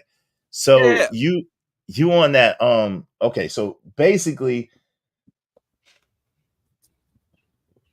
are you coming from the angle of the HJR 192? Is that the level 192 has nothing to do with this. HJR 192 just made it say that pretty much like a barter system for real. Equal exchange of securities. Okay. HJR ain't got nothing. Ain't nobody, government ain't paying your debts. Ain't no discharge. Ain't none of that going on with HJR. Okay, so you're not going. Okay, so right. This currency. You just strictly coming from trust. So you just coming from strictly from a level of trust and trust law. Yes. In my class, I teach what you call the invisible contract. See, that's the part he missed. Mm-hmm. He missed that. I wasn't talking about freelance. I'm talking about the invisible contract. Remember, I told you the invisible contract is so fast you don't even know it's there, and yet enslaved millions of people to this day. That right there. And that's what they operate off. That right there. The fact that you don't really understand the nature of the trust and what we do and how we operate with our banking system and how we go through the back door. Mm-hmm. We take your money through the front door. The money's going out through the back door, generating more money, and putting you on the hook. Want to know why? Because you didn't understand the invisible contract from the beginning. So you're not dealing in UCC either then? No. It's no need to. It's no need to. So you saying that all of that is even unnecessary to deal in UCC, to deal in HJR? No need to. All you gonna do is make yourself a target. You ain't got to. Okay. Yo, we gonna have to build, man. You ain't got to do none of that because it's not. We gonna have to build. You know what? He making simple shit complicated. Be right. Nah, but it's stuff that it's stuff that you can't just throw out there like that. It's some stuff that I understand what he's saying that you just can't throw out there like that. But no, I understand. Exactly. So he not making it complicated. I'm just trying. This is the first time me really conversing with the brother, so I'm just trying to understand where he's coming from. But I'm not trying to push him to the point of saying this stuff. You know what I'm saying? You feel me, Supreme? I feel you. I'm just, you know what I'm saying? Yeah. I understand. I get the question you asked. You're supposed to ask clarifying questions. I understand. I understand. And the thing about me, Dirty understand too, because Dirty give less. Dirty hold it. That's what I'm saying. I never read the redemption manual. I never studied this part. I never read the redemption manual. I never did this. So the premise is everybody's got to be this one more trying to get something for nothing, thinking they're going to get this 100 million 50 bond cashed in at the treasury, which will never happen. All these pipe dreams. See, I've learned the time I took my time and just studied the economy, studied the game, and studied it from their side of the field. Banks, financial institutions. I studied from their side of the field. How did they see this? What did they report on their consolidated balance sheets at the end of the year? What's the accounting? See, I studied trust and accounting. Is the number 1, 2 things that you have to, 3 things that you have to know in this financial world, or you're going to be lost in the sauce forever. Trust, accounting, and securitization. Everything else, you could fit in whenever you want. But if you don't know those 3 things to the level of a Wall Street securities broker, they're You're breaking up. Dirty, what say you, brother? He's breaking up. He's cooking up. What say you, Dirty? You got the simple. No. He cool, bro. Look, I mean, I understand what he's saying in the overview. I'm just saying that in order for me to understand life, I take the most complex thing and say, yo, if I was selling weed, would this work? Right? I learned that in college. When I did all my Georgia Tech economic classes, it came down to buy for 1, sell for 3, keep a nigga on the corner yelling 2 for 3 for 12. That's marketing. 3 for 12, a nigga on security. You got a 3rd grade education, niggas getting rich. Go to college doing the same thing. I get it. That's what I'm saying. Like, nothing changes but the name, right? One man's racketeering is another man's lottery. Everything is hood with paperwork. I got what he's saying, right? And so I was like, man, it's not even that deep. It just comes down to you got to have a code, right? So everything can be done, but you have a culture problem, not a money problem. So the culture would have to change, which means that there'll be 15 slave owners, right? Because everybody not going to do it, but you only need 15 pistols to make everything right. I understand what he's saying. The land thing, cool. 50 cans of beans, dry beans, preferably. Then you put it in bags, right? Cool. All that. Chickens in the backyard that I was talking about the Mexicans do. Cool. All those are survival for the individual. But then y'all convoluting the individual with the collective, and you're trying to give collective individual advice, and the collective is dumb. Like, even if you told them how to do it, they wouldn't know how to do it. They have to ask you 100 questions and then say, I did it on my own. It's better just to make them slaves. They'll be more comfortable that way. That's a fact. That's a fact. Yo, shout out to my man Noble Imhotep in the building. What's up, Noble? What say you, brother? Nothing, man. Like I said, Supreme was cooking. I didn't see no lies detected in anything that he spoke. You know, so like I said, but hold on. Mr. Tobin, 1 second. I didn't mean to cut you off. How you doing, brother? I appreciate it. Peace and love, Supreme. For one thing, yeah. I just want to say one thing. I really don't do this, but I'm just going to just entertain this one time because I like the panel. Mr. Bishop Jerome, I don't battle anybody with regards to this. Jermaine. I don't know what you probably think. Jermaine, I don't battle anybody with regards to this. I have no need to battle. If I come anything, I can take you right to the source, or I'll just pull out my receipts. So when I battle with my receipts. I don't battle with nothing else but receipts.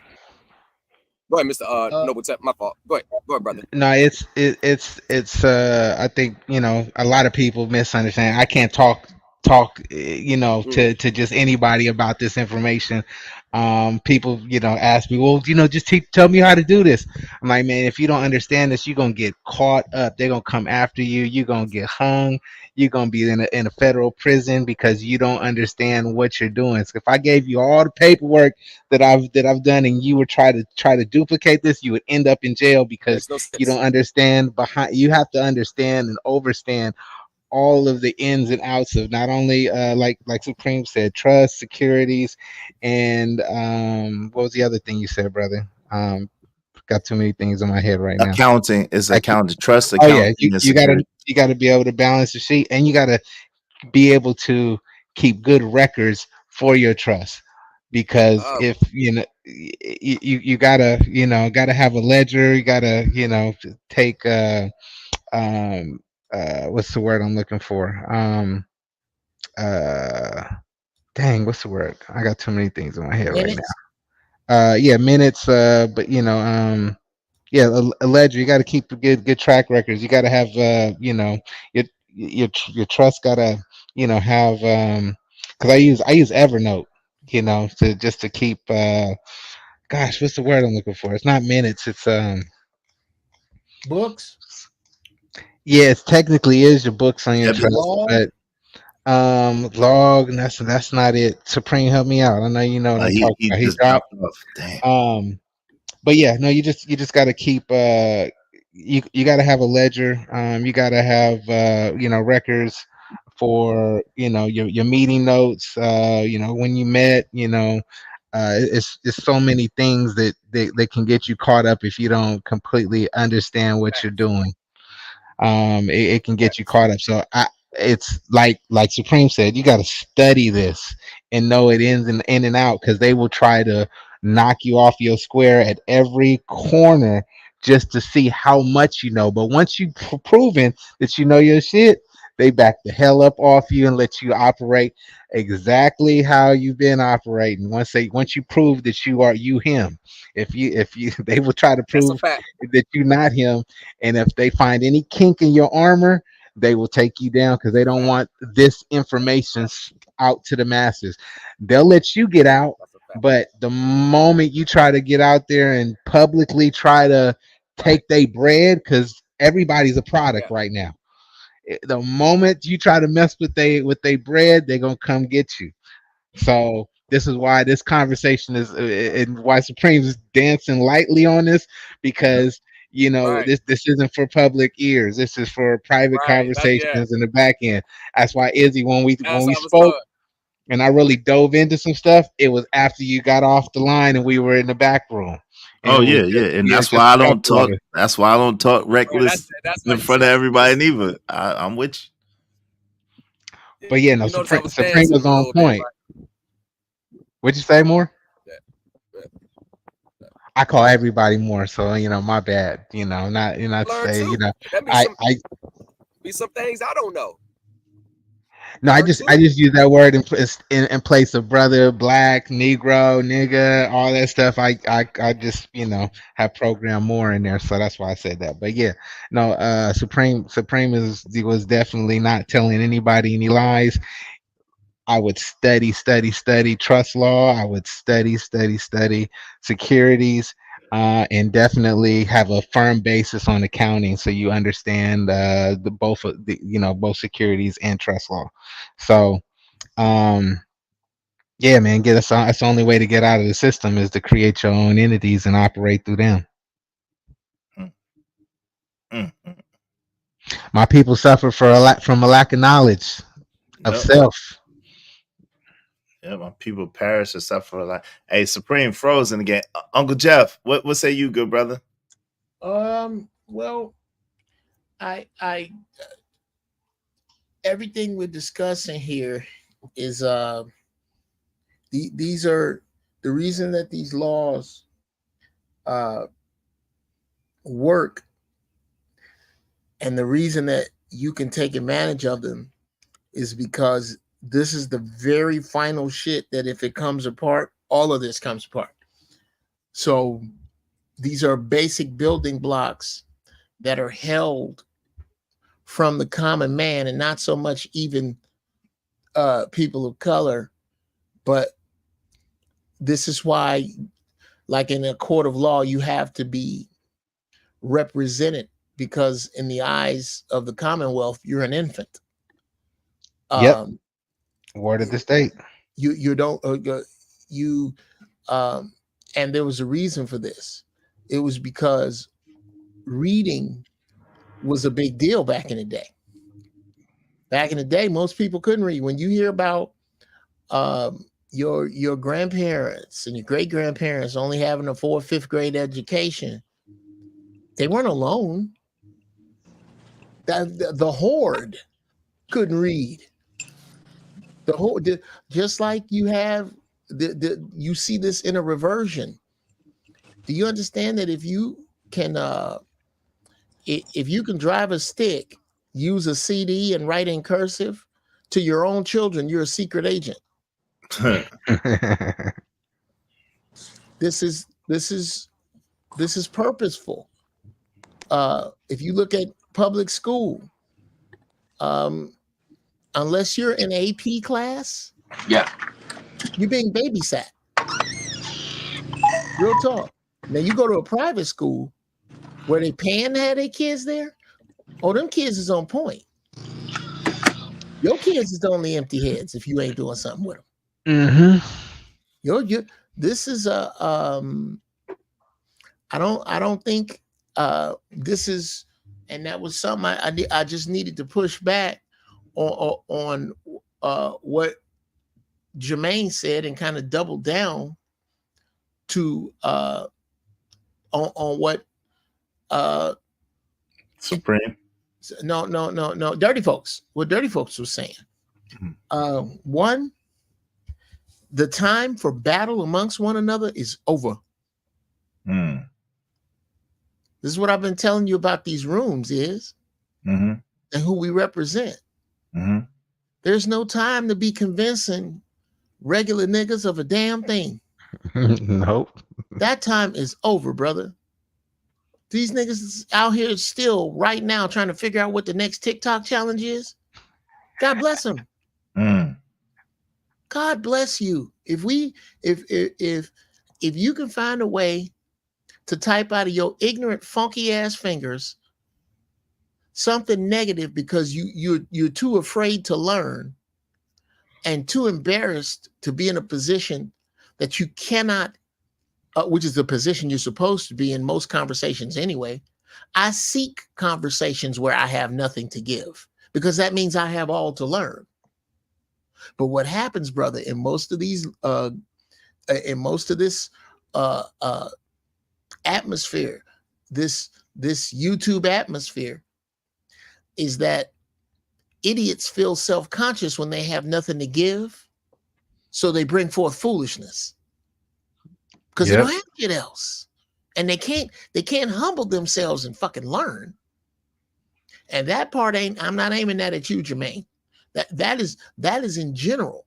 That when you see ignorant, foul, dumbass shit in your comments, it's because the people in there are well aware that the conversation is over their heads and they just disagree with the way the conversation feels. They don't have a goddamn thing to counter with. They just don't like how it feels. So I'm going to talk about Imhotep. I'm going to talk about Izzy. I'm going to talk about Uncle Jeff. I'm going to talk about Supreme because I don't have shit else to learn. And I would rather hate than ask questions. Yep. Too goddamn full of pride to ask for a book, to put my email up there because somebody hit me. And God bless you for identifying yourselves because you are who the body bags are for. No doubt. This is $1 million worth of game right here. There's $1 million worth of game. Yo, Supreme, you good? Your mic good now?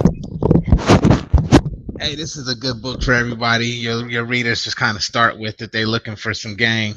So Living Trust for Everyone. 2nd edition. Living Trust for Everyone, 2nd edition. All right, let me get that. Good information. Now, instead of me talking shit about Imhotep's beard, you know what I'm doing? I brought up another tab and I'm looking for Living Trust for Everyone to buy the damn book. Great information. This will give you a good foundation on how to set up and your living trust. But there's like Supreme said, there's multiple types of trust, and you shouldn't just have one. You should have multiple trusts. Multiple. Yep. Multiple. Have a trust that hold all your assets. Have a trust that you're operating in. Yep. And you should have multiple trusts to hold multiple assets, so it can't be touched. Yep. Even if the trust just the registered agent, the holding company. Yeah.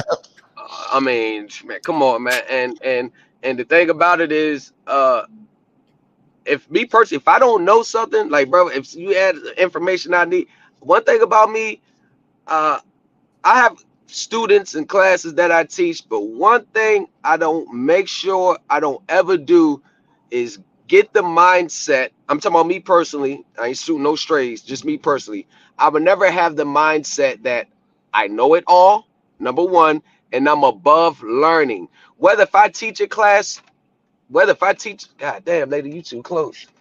Whether I teach a class or not, I'm never above learning.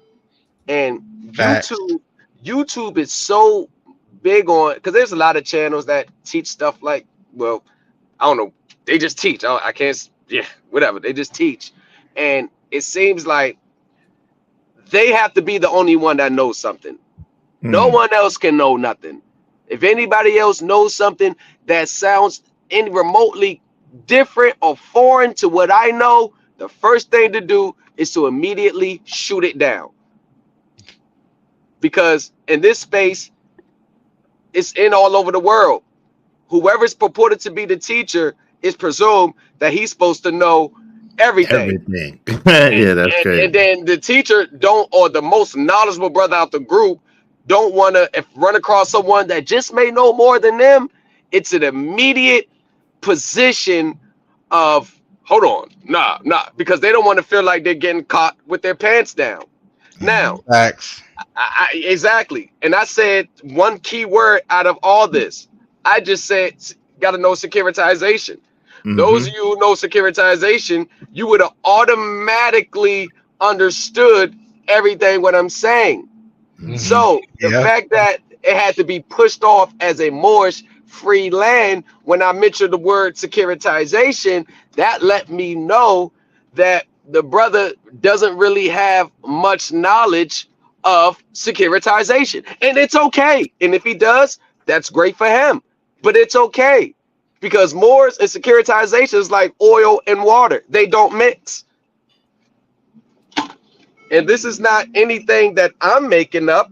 I don't make the system. I don't set the protocols. I just follow the path that was already laid. And the fact that they make this public knowledge, even implemented in the consumer financial protection laws, the fact that this is all there. Public knowledge, it's all there. The fact that this is public knowledge, a simple Google search, they got formed for it. A simple 8K filing, 10K, a simple research of the perspectives, the indenture, a simple. If you was able to connect the dots from that and be like, well, I see why I'm still paying on this goddamn mortgage. I see why. But no, what we want to do is shoot stuff down.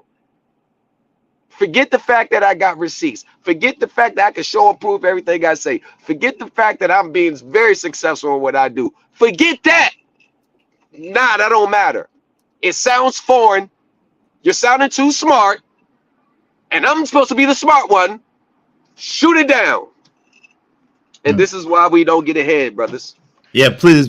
I shout out to Bishop J. Jermaine. I think he cool. He said y'all got it. He cool. He a good brother, man. Shout out to my man, Bishop J. Jermaine. Thank you, brother. Yo, because this is the thing. This is the conversations that they say we never have. Who y'all know in this space that ever talk about trust? Have a conversation about trust on their daggone platform. None of these dudes, man. Yeah, but then the numbers be low.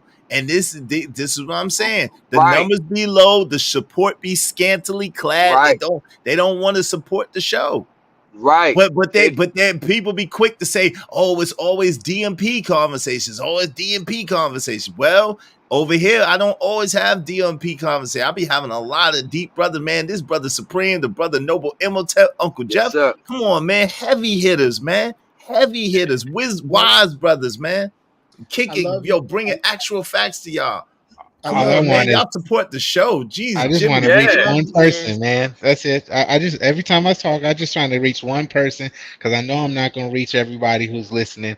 If one person goes out and studies what Supreme told you that is vital for your understanding your financial freedom, if one person does that, then we won. Just one, right, Supreme? We just trying to just one. Just one. You can change the outlook for his whole family. That one person, right? One. That's it. Because generational wealth starts with a mindset. One person. Being free starts with the mind first. You're absolutely right, brother. One person. That's it. One person. And I try to reach as many as people as I can. A lot of people are not receptive to it. I don't force nothing on people. The ones who are receptive to it, we just take it one day at a time and try to move closer to the goal. Because what Robert, see, the thing about it is, A robbery puts a gun in your face, and he's going to take whatever he wants. Out of your fear, you don't want to lose your life. But the mere fact, and people will protest against that. You don't want nobody taking money from you. If I owe you $100, I'll never hear the end of it. Right? Same thing. We owe each other, we won't hear the end of it. But what this system has been able to do is to rob you at a more value than a person with a firearm could ever done, and they did it without any force or resistance. Or resistance. Matter of fact, they gave up the money. Just gave it away. Here you go. Just gave him a nice gift. Or signed it away with the signed pen. it away, gifted it away, however you want to say. And guess what? Highway robbery at its finest. And guess what? People have no problem. They have no problem with it. But let me owe you $50. Let me owe you $50. Let me owe a person $50. I'll never hear the end of it. They going bananas. They going. But whole time getting highway robbery for 30 years at a time, 5 years at a time. I mean, it's just crazy how they could put something right in your face. I could look up at the sky and sell it's blue, but all I gotta do is to manipulate your perception of reality. That's all I have to do. Is to manipulate it. And go ahead. No, I was gonna say the definition of gift in this Black's Law Dictionary is anything that transfers. Yep. Anything that transfers is a gift. Yep. Doesn't matter. You gifted it to me. Whether I take it from you, whether you volunteer it, whether I snuck it out of your pocket, it's a gift in law. My CPA, she's one of my she's actually one of my friends. She's an older lady. She's the regional in my area, the DC, Maryland, Washington metropolitan area. She's the CPA. She's the accountant for Keller Williams. She's the accountant for Keller Williams. She told me, and she didn't say anymore after she said this. She said, you wouldn't believe how many Americans leave hundreds of thousands of dollars on the table at the end of the year. Yep. That's what she said. Believe how many Americans leaves hundreds of thousands of dollars on the table at the end of the year. And I know exactly what she said. I actually know, and I sit there and I try to tell people certain things, but the comfortability and the fear. They use fear to keep people in their place. The comfortability and the fear, and I'm trying to keep it on the surface as much as I can, but I do like to help, so I might say a little bit too much. Hope I don't say too much, but even just man. I know you can't say it all here. I know. Yeah, it's all good. Hey, yes, Jay Lewis, he does teach. He's sponsor of the show, so I'm going to advertise. He's gonna send me an email. I'm gonna advertise his business for being sponsor of the show on my community tab later on today. You know what I'm saying? So yes, he does. But brother Hotep and everybody else, I'm sorry, is it no? It's Imhotep. Oh, Imhotep. Okay. Izzy Bands, Uncle Jeff. Hey, let me get some contacts on y'all, brother Nova. I definitely like to bounce some ideas off y'all. Yeah, no, absolutely. Yeah, for sure. Man. I'll put it in the back chat, man. Put it in the back chat. I definitely like to bounce some ideas. Let me because I know I got. You can't talk to too many people about this to bounce any ideas off of, because not too many people understand, this high science as I call it. So no doubt. Yeah. I sit around and I look at stuff and I just be like, yo, they're good. I be like, yo, they're good. No, the system, they're good. They're good at what they do. They are good. it's hey man, I share your same sentiments, man. My motto is I'm open to everything and closed to nothing, or attached to nothing, because if you're too attached to one thing, you'll never be able to receive any new information. So you almost, so keep that detachment away, because you'll never be able to receive new information that could alter or help your trajectory in your knowledge, in the growth of your knowledge. So yeah, those same thing. I'm the perfect student. So I don't, he who claims to know it all reveals to all that they know nothing. Yes. So I'm always in looking to learn from people, because I know I can learn from any and everybody. So yeah, no, I love to bounce your stuff off you, Supreme. I got questions and theories too, and not everybody you can even bounce the theory off of, because they don't even understand your level of understanding. Yeah, exactly. What were you saying, Jeff? Well, a couple of things. I'm sure Iz can jump ahead, and one of the things that this brings to mind for me, which is Tesseract thinking. Two, I want to kind of address the elephant in the room that started this whole vibe, which was the writing of what Brother Jermaine put up. Let's not tiptoe around it. We all, and this goes out to everybody, to include Brother Jermaine, what we all suffer from, especially as Black people who read, is the slings and arrows of those who don't. We've all been that smart ass nigga to think he know everything by the strongest idiot in the family. I got humbled, bro. Right. We've all been there. What we have to do is create a safe space to debate on higher thought and disagree without having to defend our position from a place of antagonism. Agreed. I don't have to.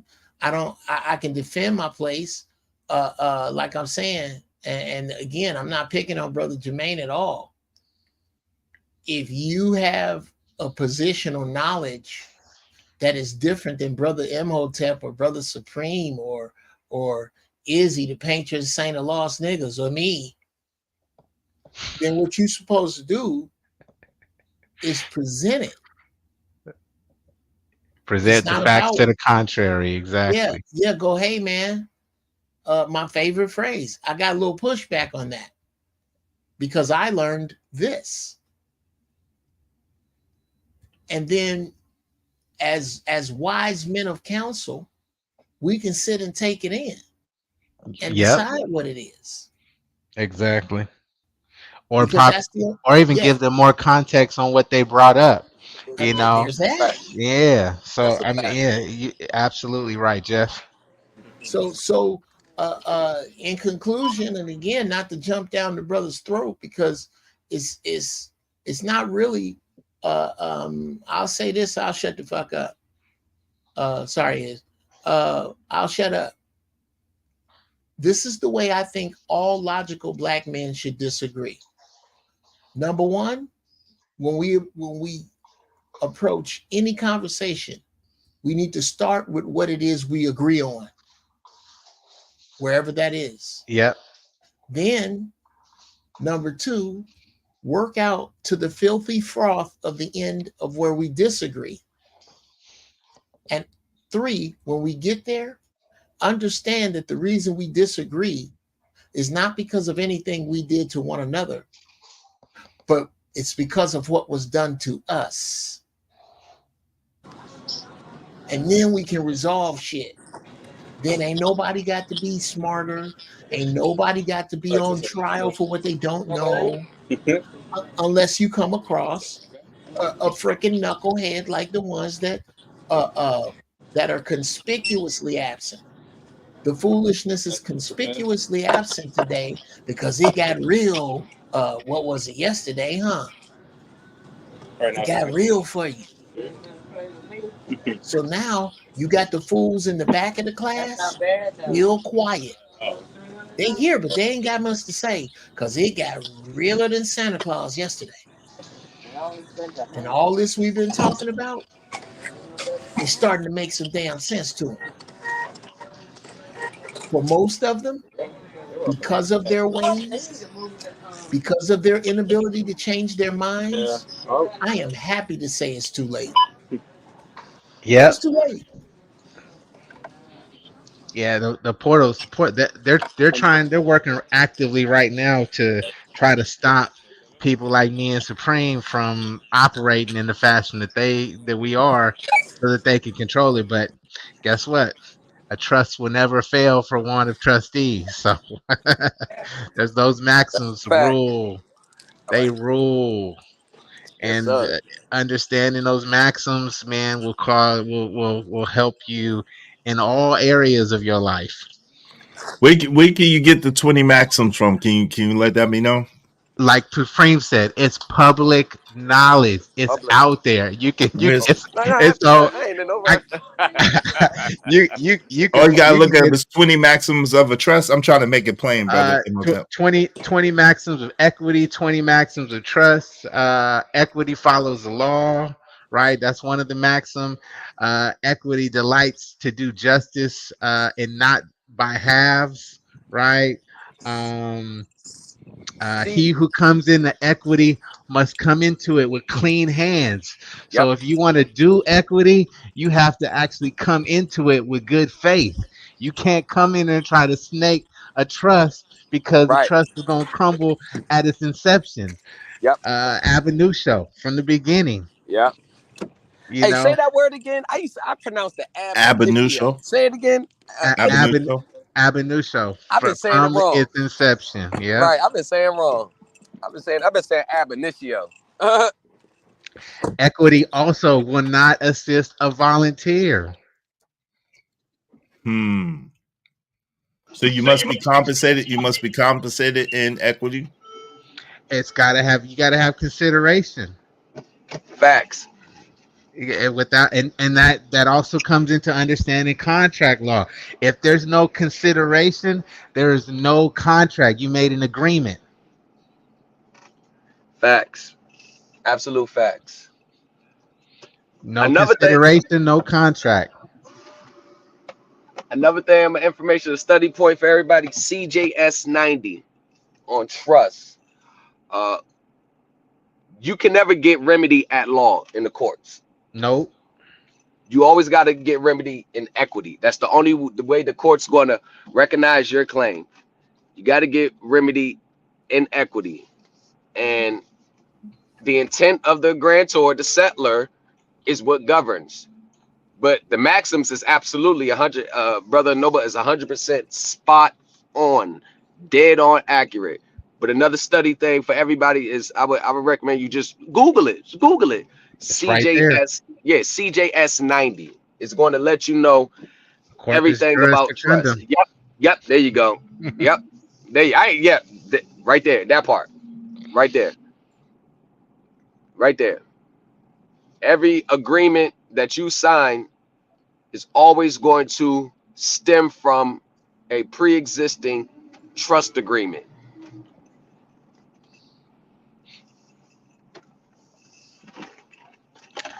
Yes, I mean the Constitution is a trust, right?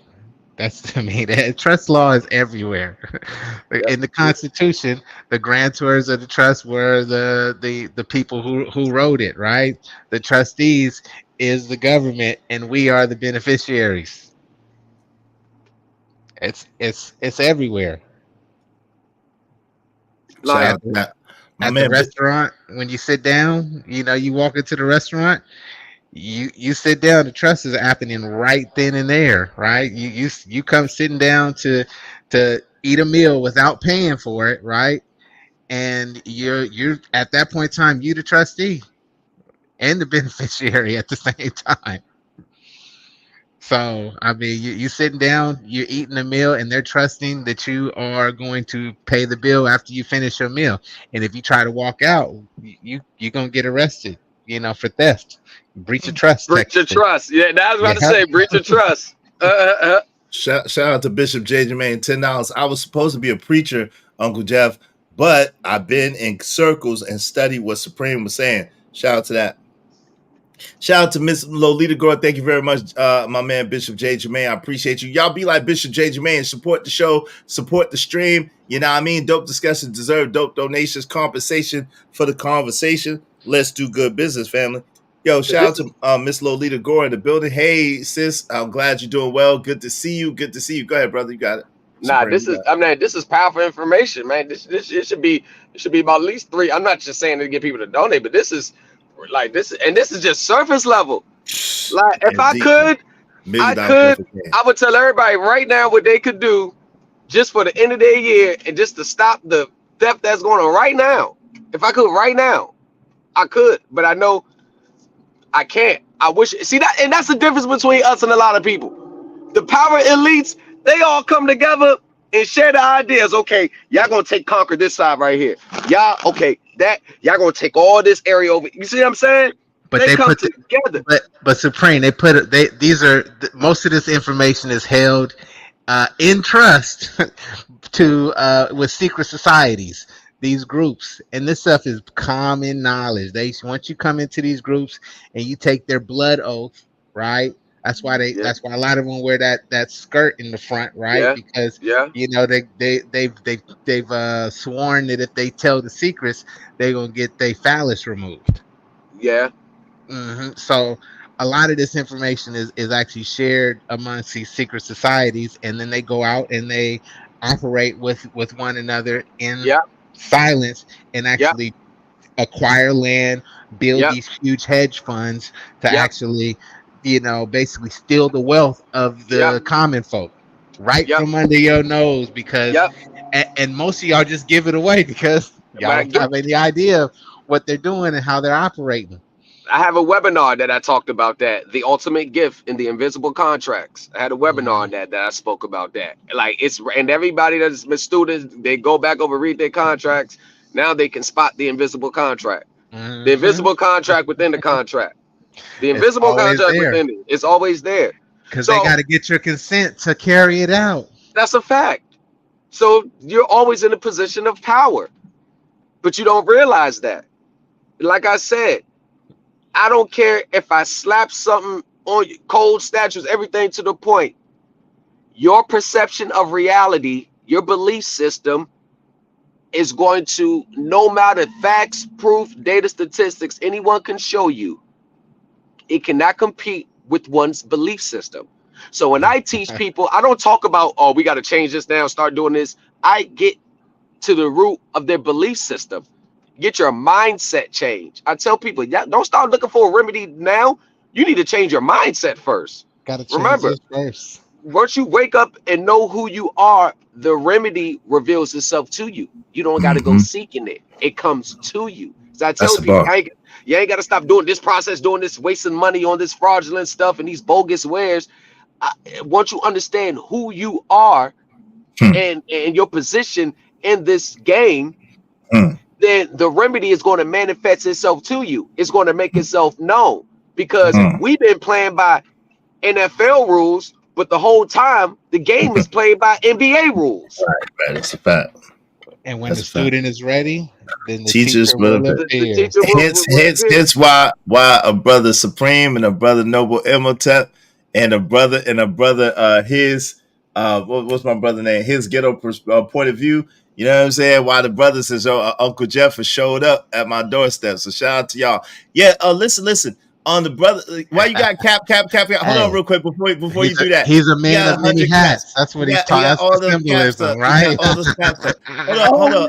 All those sombreros. Hey, shout out to Jay Lewis. Like I said, I'm gonna put the brother's information that he gives me through email on the community tab so y'all can find them. All right. Now, this is the thing.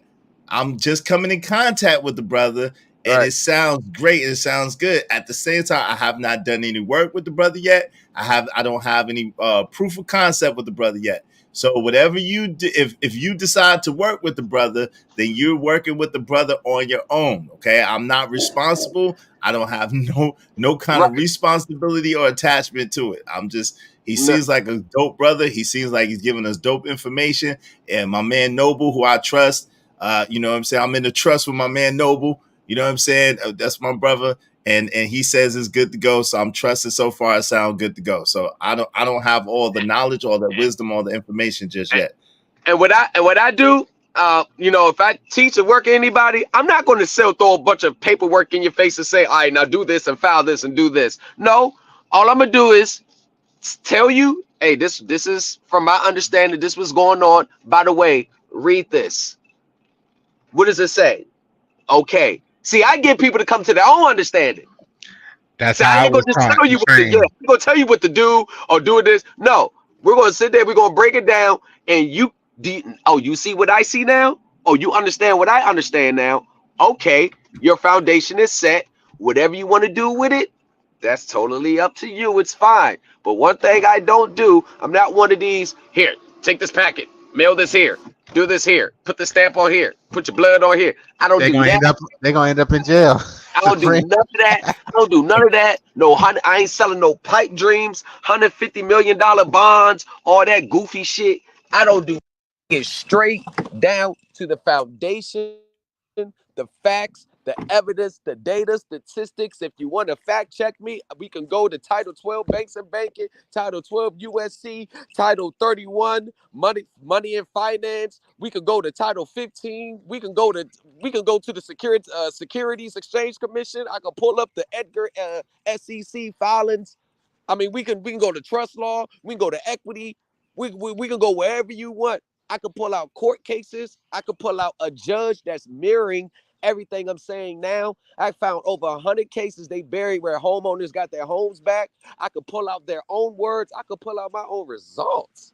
Like, I do this in real life. No facade, no egotistical, no, or just another person on YouTube trying to scam. No, I do this in real life.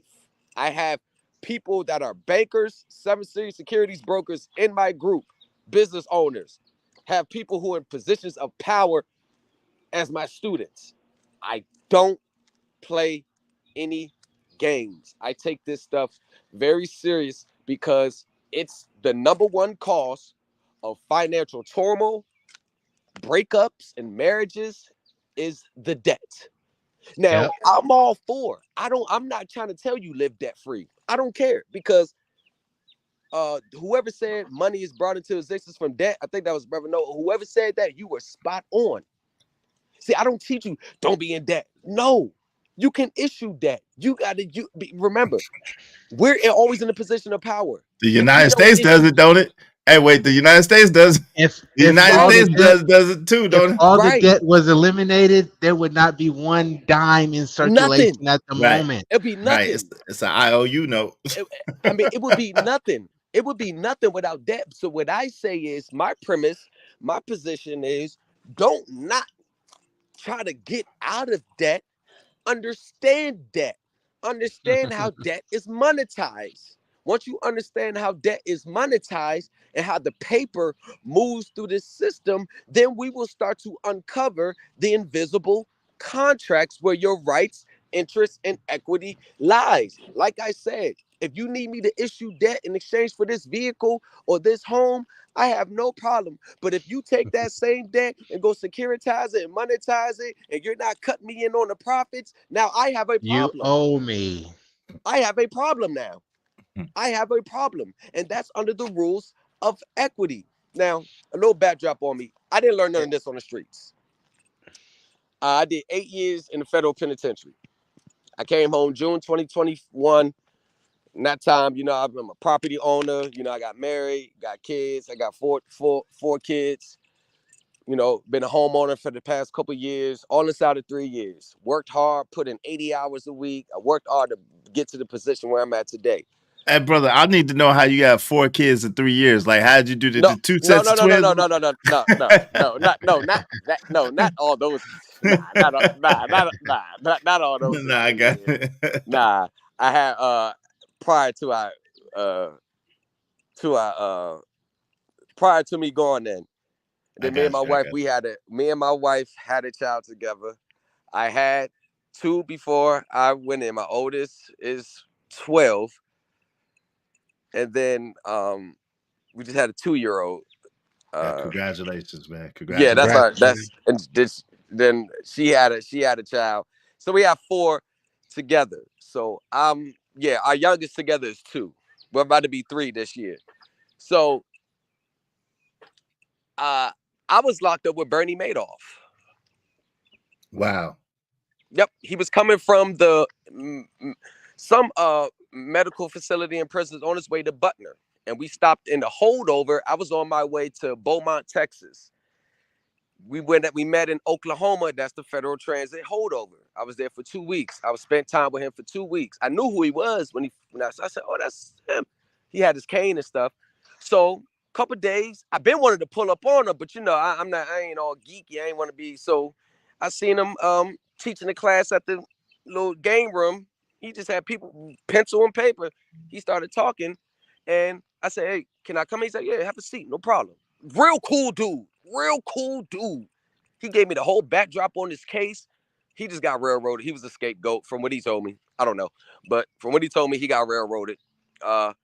So it was this, and he's not a rat. That's why he did all that time anyway. So I'm sitting there talking to him, and I'm letting we're building. I'm talking. I'm just trying to soak up everything. I mean, this man managed billions of dollars, so I'm trying to soak up everything from him. So I said this, and I'll never forget this. I said, "Brother, is there anything that you can point me just to get it? Like, I don't need to give me all your inside secrets, but just to get it." He said, "Yeah, learn securitization. When you learn securitization, you learn the banks. When you learn the banks, that's when you win." Mm-hmm. I always ask people this, Supreme, just to see where their understanding is on the science we're talking about. Is if I gave you $100, right? Right. Mm-hmm. And you took that the $100 I gave you, invested it, gambled it, and let's just say you hit it big. You got 100,000 back off that 100 I gave you. Yes. How much of that do you owe me?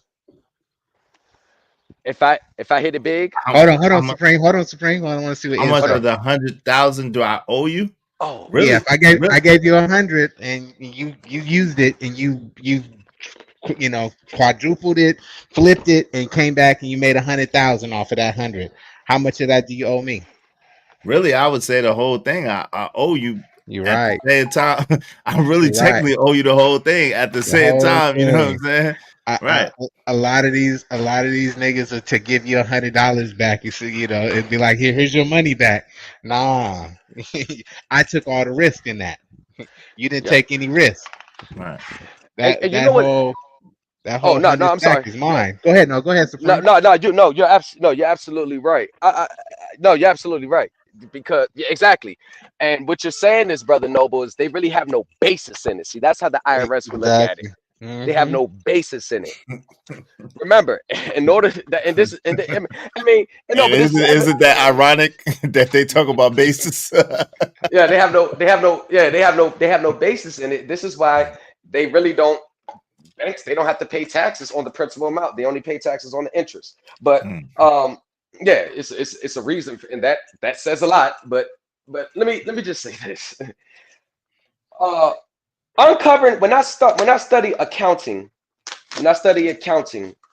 real hard, and I studied the consolidated balance sheets for American Express, because I deal with people, helping them with their consumer transactions. I don't deal with these trying to cash a treasury bond. I deal with practical law is powerful, bro. Yes, practical consumer transactions. This is something that you can admit. You signed a contract. You have a basis in. I don't do none of these fly by night. Hope it comes through for me. I don't do none of that. So, and they got protections. They got protections under consumer law that they don't even know about. Yes, there are a lot of protections. And what I've realized is, just like with anything in the world, you really want to know what's going on, follow the money. So when I started following the money, I started researching the ASC. That's the Accounting Standards Commission. That's the number one accounting that all financial institutions use all across the world. It replaced the FASB, Financial Accounting Standards Board, with ASC. Now, Accounting Standards Committee. When I researched from top to bottom, American Express to Wells Fargo to the subprime lenders to the dealership, subprime dealership lenders down to the major dealerships, one thing that always hit me was, how the hell can they have all these outstanding loans, yet at their quarterly or yearly consolidated balance sheets they filed with the Federal Deposit Insurance Corporation, how the hell, if they're reporting 300 billion in assets, they have 300 billion liabilities? And their balance sheets always come to a zero at the end of the year. But I'm like, hold on. They got all these loans out. Hold on, something's wrong here. Hold on, something's wrong here. They got all these loans out. Then I realized it. Oh my gosh. That's when it clicked for me. We was never a party to the loan. All we were was the accommodation party to the liability of the person who issued the loan, the so-called originator, the so-called lender. I can show you black and white factual proof out of their own mouths. No, we are not the lenders. We're not. Just because you sign your signature, I don't want people to get, oh, your signature created the credit. No, you're the donor. Yes, exactly. You're the accommodation party. You granted a security interest, not in exchange for the loan. See, a lot of people, you keep thinking you granted security interest for the loan. You paid for the item with the security interest. Right. But the security interest you granted has nothing to do with the loan. It has everything to do with the trust certificates that the trustee of the Automobile Receivables Trust or the JP Mortgage-Backed Securities Trust. They take your property, assign it over to the trustee of that trust. They then issue trust certificates or trust notes backed by your property. That trust notes are now self-liquidating paper. Why is it self-liquidating paper? It's because when you make your monthly mortgage payment, you're making it to your loan account, right? Okay, that is the collection account. That is the securities account. That specific account is governed under UCC Article 8. It's a securities account. No lies detected, brother. It's governed under that. So they get, the lender, the so-called originator, they get a 4% fee. They get paid out 4% of the fair market value of all the trust notes, and they issue in 3 sets of tranches: A class, B class, C class. One class A notes may have a total fair market value of, let's say, 200 million. Class B, 150. Class C, 80. Whoever's holding the class 8 note, you're going to be the first one to get paid, and you're going to be the last to take a loss in case of a default. And if you got a class C note, you're the last to get paid and the first one to take a loss.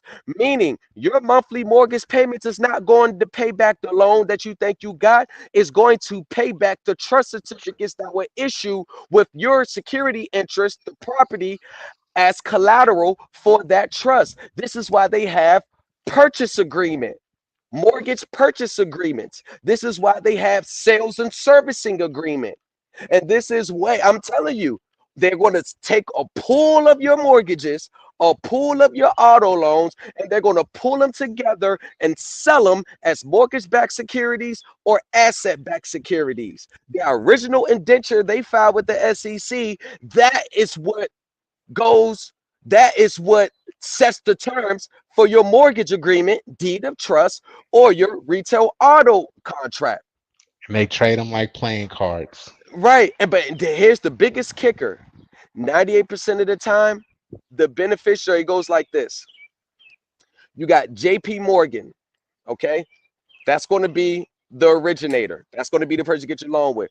Then you got JP Morgan LLC. That's the securitization vehicle.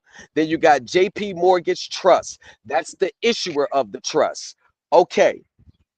When you apply for a mortgage, okay, Tell you, when you apply for a mortgage, hold on 1 second. When you apply for a mortgage, you're going to apply, and we're going to assume that you get granted. Now, they're going to give you a pre-approval letter. You got 90 days to find a home. Want to know why it's 90 days? Because the IRS sets a 90-day time limit that all property mortgage related, this is a mortgage, all mortgage property that's going to be held into the REMIC, which is a real estate mortgage investment conduit under Title 26, Section 860G. It's a real estate mortgage investment conduit, also known as a REMIC. All properties must be in that trust within the 90 days or does not qualify as a qualified residential property held in a trust. If it doesn't qualify, then that means they're taxed on your payments going in and taxed when they're going out the back door. And they don't like the double taxing. They're trying to avoid the double taxation. So what happens? You're fill out an application. Somebody in the chat fills out an application. I'm the servicer. I go through the guidelines set by the trustee. You get approved. I take that application and take it straight to IZBAN as the trustee. IZBANs, and this is right here. I'm about to tell you, this is about to kill all notions that the Federal Reserve Bank actually loans money. Only in certain situations. This is about to kill it all. And if anybody says anything different, bring them up here and tell them to come with the facts, data, statistics, because I've been researched this for almost 10 years. Damn near 10 years on the nose. I know what I'm talking about. They take that application. It goes to the trustee. The trustee takes a pool of all the accepted applications. And then they go to the investors. But what they're called on Wall Street, they're called participants. Securitization is really called a participation, but they're called participants. And I take all these applications and, hey, I got $300 million Class A trust notes, Class B, Class C notes for sale. And give me the money now. You're going to get paid soon in the future. So I pull up all these institutional investors, Wall Street, and they put up the 300 million. Let's just say right there, the 300 million. They put the money up based on the application. Look, we got a mortgage coming in. Y'all gonna get paid later. They take the trust takes the 300 million from the participants, aka investors, goes to JP Morgan LLC, right? And once you sit down there and close on the house, the 300 million from the initial investors, it gets dispersed to the seller's account. At the date that you close, it gets dispersed. You sign the mortgage agreement, you sign the deed of trust, depending what state you in. It's a deed of trust or it's just a mortgage agreement, depending on your state. My state's a deed of trust. Once you got that, right? Once you got that, then the originator, the one that has that MLS ID number, is the reason why they got that number there. That goes straight to the government, and then they hypothecate the title. That's how they issue in Treasury securities against your mortgage title. It's a hypothecation. That's why you need an MLS ID number. So, yeah, I'm telling you, that's what they do. So, the mortgage agreement gets sold to the LLC, JP Morgan LLC. JP Morgan LLC conveys it to the trust. So when you make your monthly payments, it's going from you to the originator, the collection account, funneled through book entries and credited to the trustee's account, the collateral agent, and they may use Computer Share as the indenture trustee. They may use Computer Share. They may use Wells Fargo, Commercial Bank, or another financial institution. That's the collateral agent, because he's holding the account when you make your monthly mortgage payments for the benefits of the note holders. And ladies and gentlemen, that is what's happening every day, every second, all over the world. So that's not illegal. Let me ask you a question. Yep. Let me ask you a quick question. So on receipt of the deed of trust, right? Or you know, whatever the case may be. Yeah. Don't they report that to the Treasury Department, and doesn't the Treasury Department pay them as well for the amount? They don't. No, that's only if you're dealing in cases where there's a recession, you know, like 08. That's only in certain cases. The only one who has a continuing issue is continuing interest. The Treasury holds the biggest mortgage-backed securities.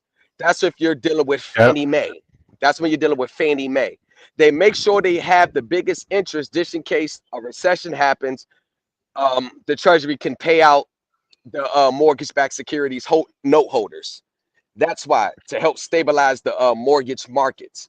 So no, your money is coming from the private warehouse lenders, institutional from Wall Street.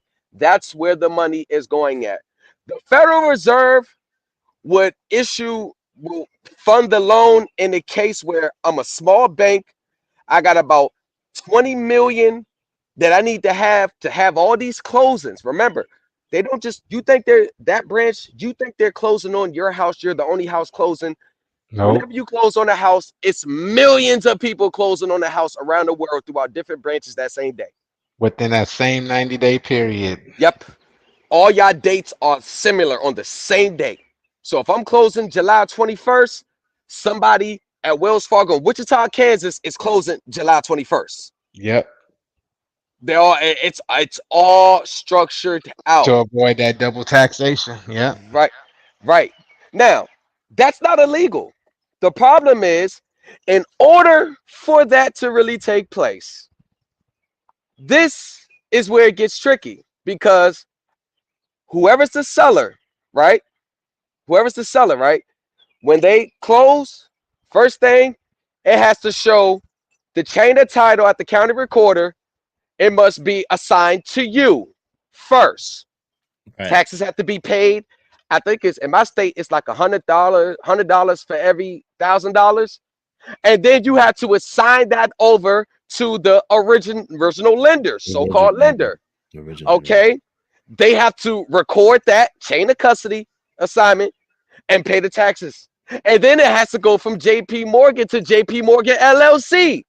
They got to record the chain of title, and then it goes to the trust. If you look at a copy of, now this is why, I'm gonna back up a little bit. This is why they had that issue with the robo signing with the crisis, because it's possible to have all those mortgage loans inside of the trust within 90 days when you got about 25,000 people closing across the nation on the same day. So what they did was they had something called robo signing, when they had third-party companies signing as the vice president. A lot of people keep saying CFO. CFO ain't got nothing to do with this. It is the vice president that handles this. The vice president does this. So if you look at your mortgage, I guarantee you, in any foreclosure case I dealt with, when I did the securitization audit, I always found one common theme. That mortgage was not assigned to the trust until after default, which is a violation of the 90-day rule. That makes the security interest unenforceable. I didn't know that. Do they get complete possession of the house by default? I didn't know that. That's so in that case, do they get complete possession of the house by default? No, or do they just have to keep the house and keep paying for it? No, here's the thing. It's not. If I was to work on a mortgage case and I uncovered that, and I did all the filings, did all that, what happens is it makes the security interest unenforceable. You still sign the note, right? You still sign the note. It makes the security interest unenforceable. Then after we get the security interest unenforceable, because a lot of people, they just be good with that, say, nah, let's go get you all the way. They say, nah, I'm good with that. I'm good with that. Because if the security interest is not enforceable, they can't take your property. They can't take it regardless. They can't take your property. They can't take your property.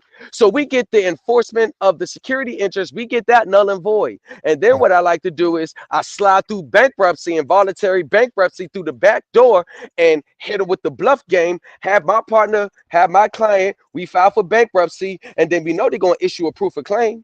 We know they're going to come with a proof of claim. Now prove your claim up against. Oh, by the way, hold on, lender. Prove your claim up against all this. You sure you the lender now?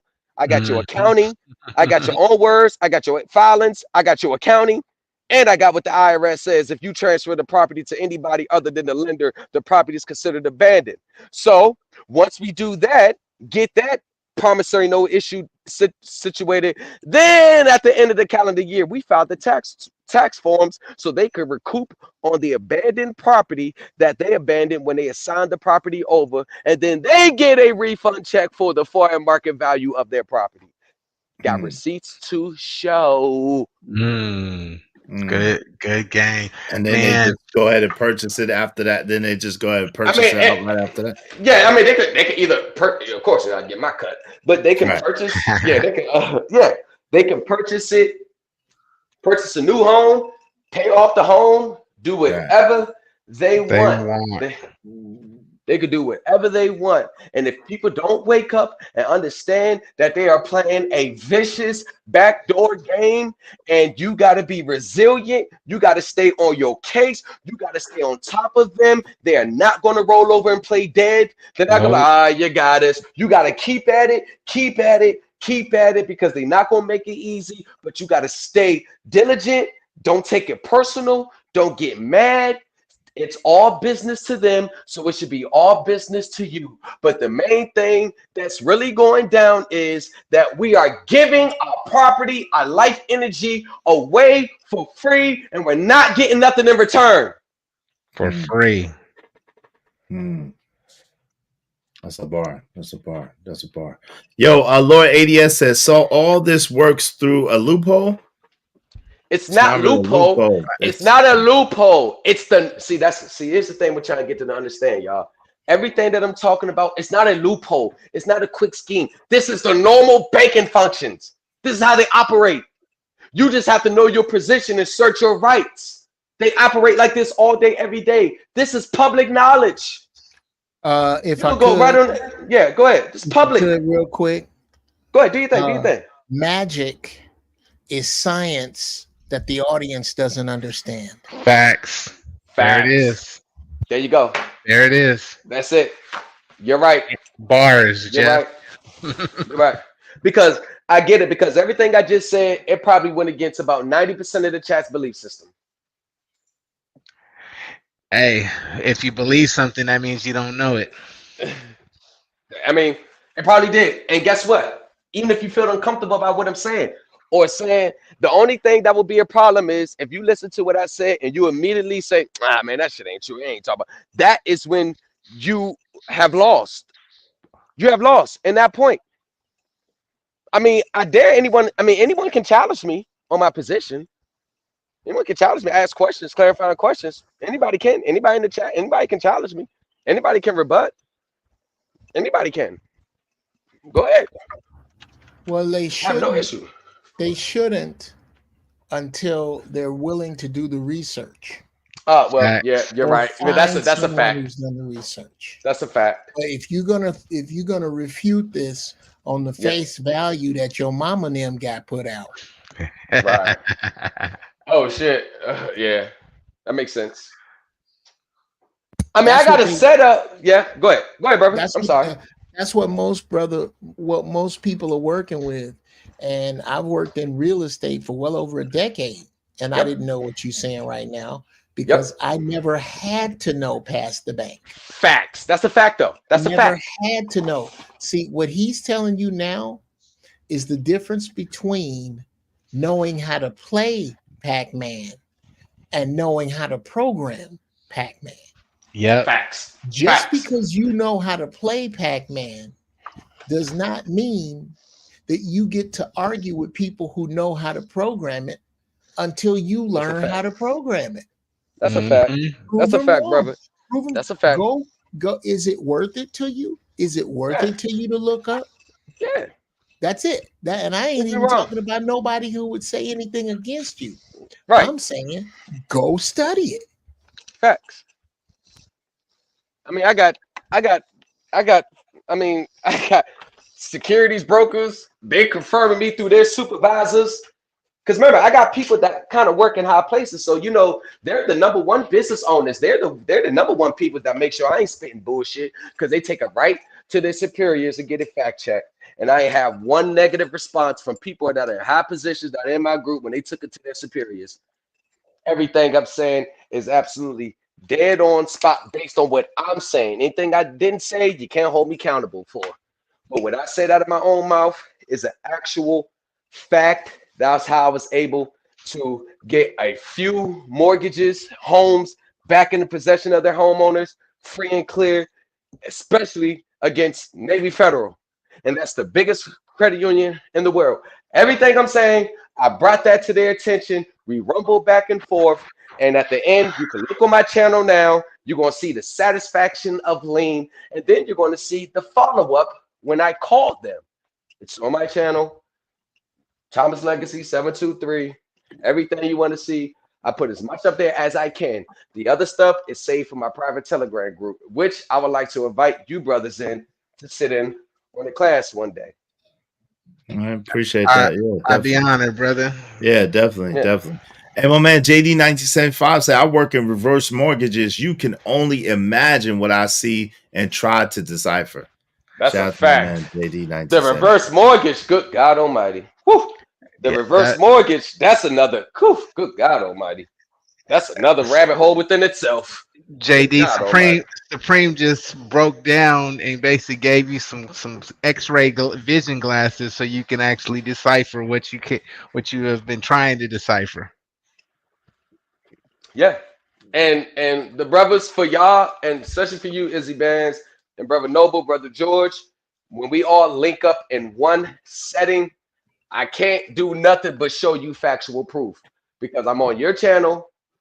I know how it is. You can't have nobody on your channel talking fraudulent, talking fake stuff. So I'm going to show all you brothers on here now. I'm going to show y'all when we all link up behind the scenes. I'm going to show you factual proof. I'm going to show you factual evidence, and I'm going to let you read it for yourself. Not my words, not my typing, not my thoughts. What they filed.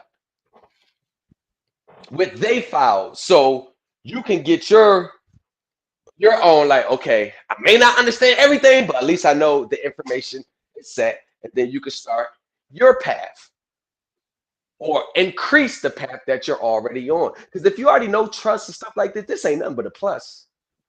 Yeah. This ain't nothing but a plus. It adds on to it. So I'm by no means trying to school y'all. I'm just sharing the little information and knowledge that I know because I'm not mad at the system. It's like this for a reason. I get it. It has to be like this.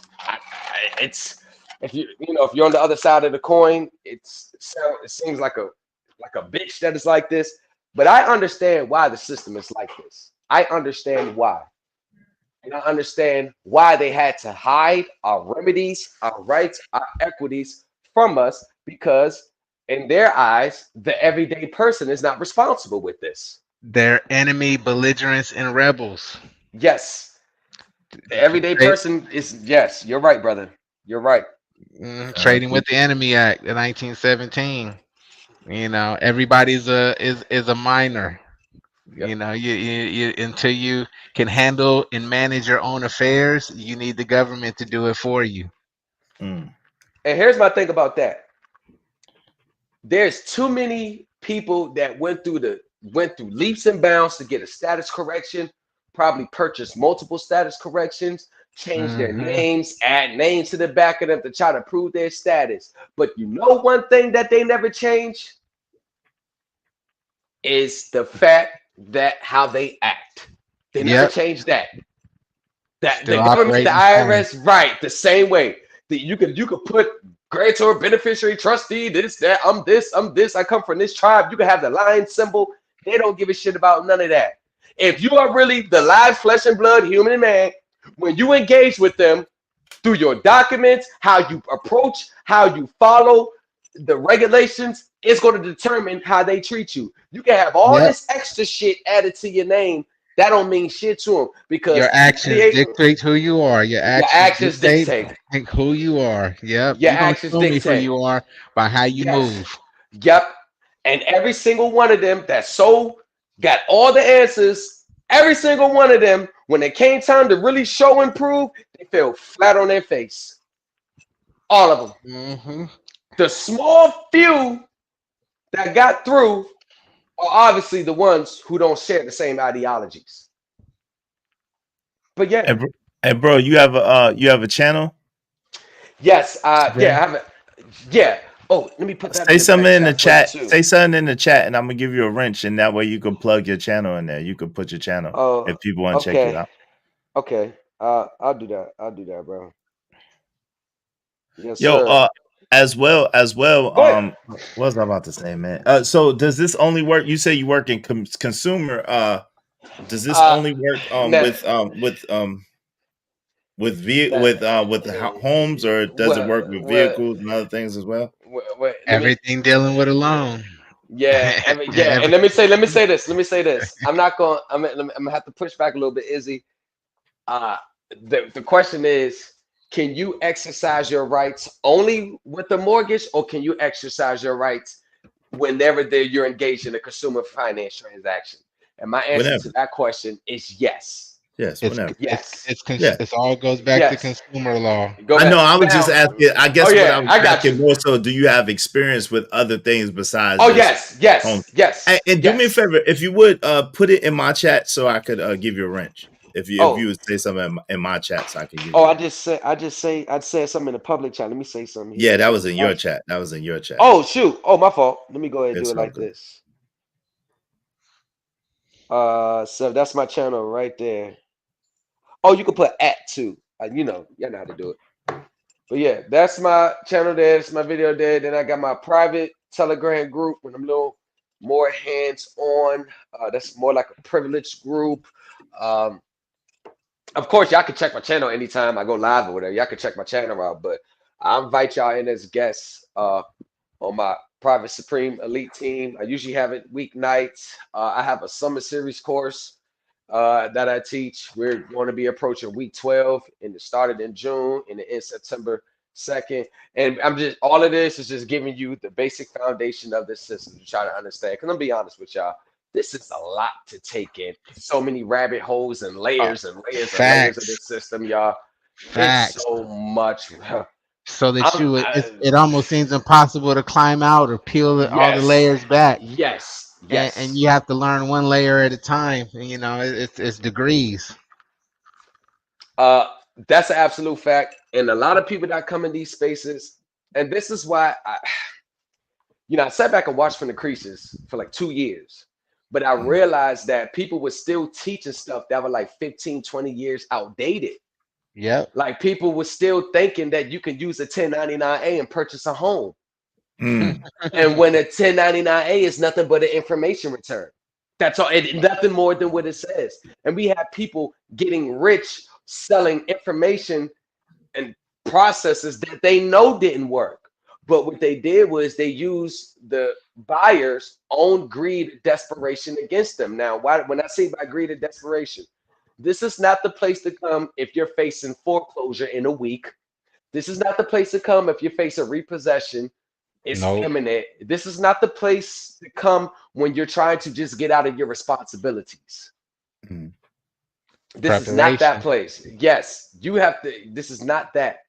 Another thing is greed has stunted a lot of people's progress in this. For some reason, they all got sold this dream that you're going to have $150 million in your account.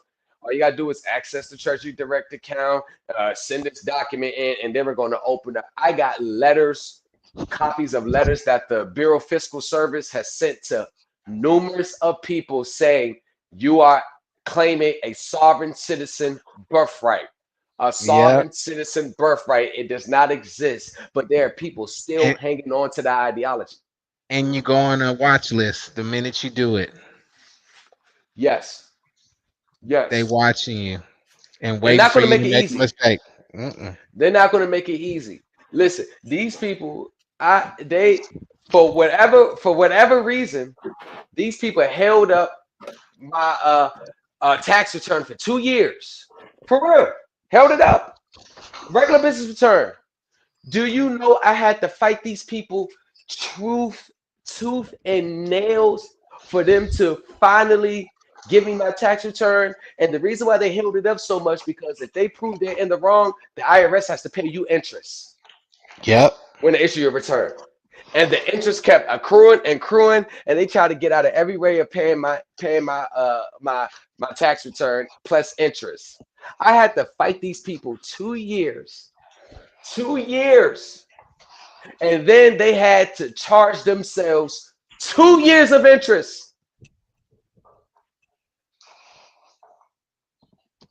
Most people would have gave up. When I say that to say this, y'all, don't give up. Once you commit to this path, you gotta stay on the path. It's not going to happen overnight. It's going to take time, patience, dedication. But in the end, what you're supposed to have, you're going to have. Nothing more, nothing less. Hey, do me a favor, man. Put your say something in my chat, like in the regular chat. You said it in the back chat. Say something in the regular chat, and then I could give you. Okay.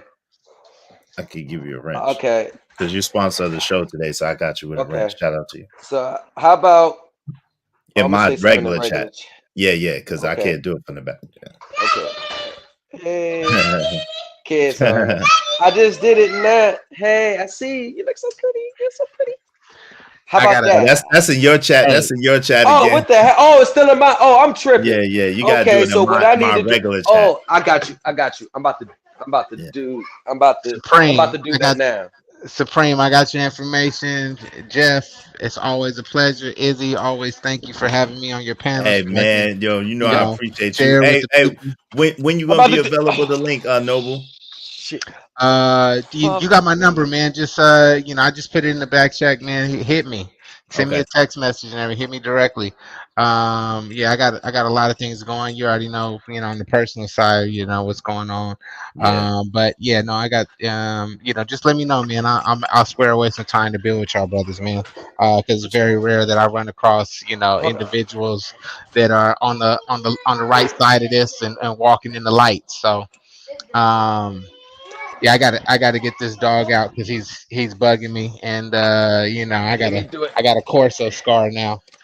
Izzy, I'm doing it now, brother. I'm doing it now. Hold on, I'm doing it now. I got to do it peace, Noble Imhotep. Peace, peace and love, y'all. Have a good evening. All right, I'll be in touch. Let's link up. Check out my man Noble Imhotep too. He has a channel. He does his thing. Y'all make sure y'all check out Noble Imhotep's channel as well. On that note, I predicted what happened yesterday or Saturday on May 30th. It's on my documented on my page. I knew it was going to happen.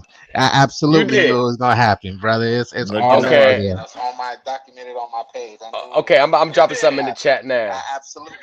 Hey, y'all have a good evening, man. We'll talk soon. All right. All right, peace. All right, peace and love. Peace, brother. Yeah, Izzy. I just dropped Izzy Bands. I just dropped it in the. I just dropped. Yes, sir. I got you. But yes, we got a link.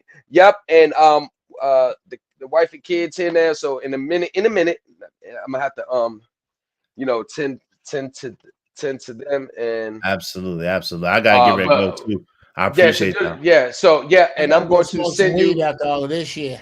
He dropped some bombs. There you have it. And look, do me a favor though. Put your now that I made you a moderator, you could go ahead and you could put your channel in the chat. Like you could put sub, you know what I'm saying? Put go to channel and then people can check you out. Okay, so I could do that on my own by myself. No, right? Yeah, on my channel. Yeah, do it on my channel. I'm gonna go on your channel. Okay. Yeah. Perfect. I got you, brother. I got you. Yeah, I'm gonna do that. I appreciate you subbing to the channel. I appreciate you. I got you, man. You know what I'm saying? Blessing the channel, man, with the challenge. Thank you very, very much, man. Yeah. I'm always gonna support my fellow brothers' channels, man. I'm a member. We gotta support each other. We can't just keep talking about support. I'm gonna try to lead by example the best way I can. No doubt about it. And keep it pushing. But let's coordinate a date when you, Noble, and all y'all available. Let's coordinate a date.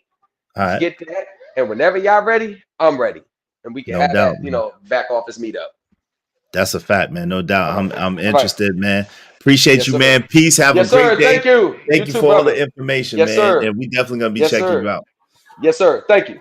Hey, no doubt. Hey, again, check out my man Thomas Legacy, Equitable Solutions. The brother, y'all see what he talking about. Y'all see what he bringing to the table. Again, I'm gonna link with the brother to try to see for myself. I don't know just yet, but on the surface level, everything sounds good and productive. So just you know what I'm saying, sounds like great information. So you know what I mean? If y'all want to check him out, I'm gonna put his stuff. He's gonna email me. I'm gonna put his stuff in the on the community tab later on this evening. I appreciate it. All right. Now, thank you to everybody who hit the super chat. My brother, the brother Thomas. Thank you, brother, for hitting the super chat, being sponsor of the shows. Thank you to my man JD1975, to Stanley D Rock the Block, my man Trucker Yale. Thank you very much to my brother Bishop J Jermaine, and thank you to Kevin S on his side of the game, man. Shout out to my guy Dirty Folks, my man Uncle Jeff, and Noble Imhotep. Y'all make sure y'all check out those brothers. Subscribe to my man JD1975. We're trying to get him to 500. He's really, really close. Let's help JD get to 500 subs. Y'all go ahead and subscribe today. Hey, the train. I read that. I read that already. Noble Imhotep said, I deal in maximums. I read that one. Jay Lewis said, it's only a fool that think they know everything. Only a fool. Shout out to Jay Lewis. That's wisdom. Absolutely. Listen, thank y'all so much. Y'all could have been anywhere in the world, but y'all chose to be here with me. I greatly appreciate each and every one of y'all. I do not take it for granted. Thank y'all so much. Thank y'all so much. Tell a friend to tell a friend. Y'all share the video. Y'all like, share, and subscribe. And make sure you support the video, support the show. Man, this has been an awesome show. That's what I'm talking about. Like, you know what I'm saying? When anybody say, oh, these are always the same kind of conversation. They're always the same kind of conversation. You daggone lie. Lying son of a gun. All right? So y'all be easy, man. Y'all have a great day. I appreciate everybody that came through. Shout out to my man Braxton Snafee in the building. Also, help my man Emperor Kojak 3 and 3 the Great by subscribe to Kojak 3 and 3 the Great, man. Dirty Folks was in here, man. Yo, we had a dope show today, man. Heavy hitters on the show, man. So shout out to y'all. Salute. And we out in a moment. And we out of here in a moment. We're gonna I may go by after I gotta handle a couple things. I may go by and mess with Uncle Tom. I don't know. I told him I'd check him out. So I'll probably go over there to Uncle Tom's at least for a little bit to check him out, because I told him I'd check him out today. I'm a man of my word. So I'm gonna just at the very least go see what he talk about. Okay, at the very least, I'm gonna go see what Uncle Tom talking about for a little minute. Y'all come over there, so if they try to jump me,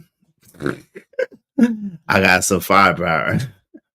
Yo, peace and abundance, man. See, hey, Emperor Cole, I've been doing good, right? Nowhere near 12 hours. I've been doing good. I hear y'all loud and clear. Get your family, Izzy. Yeah, I'm going to my family. Jay Lewis, thank you very much. Lord have mercy. I'm going to my family. Lord have mercy. Well, love. I'm gonna holler at y'all later. Peace and blessings. Love to y'all, man. Love. Shit. Roswell, really? You ain't gonna help me? No backup? Yo, no backup. I'm all alone. All by myself. Yo, peace, y'all. I'm out. I appreciate y'all, man, for real.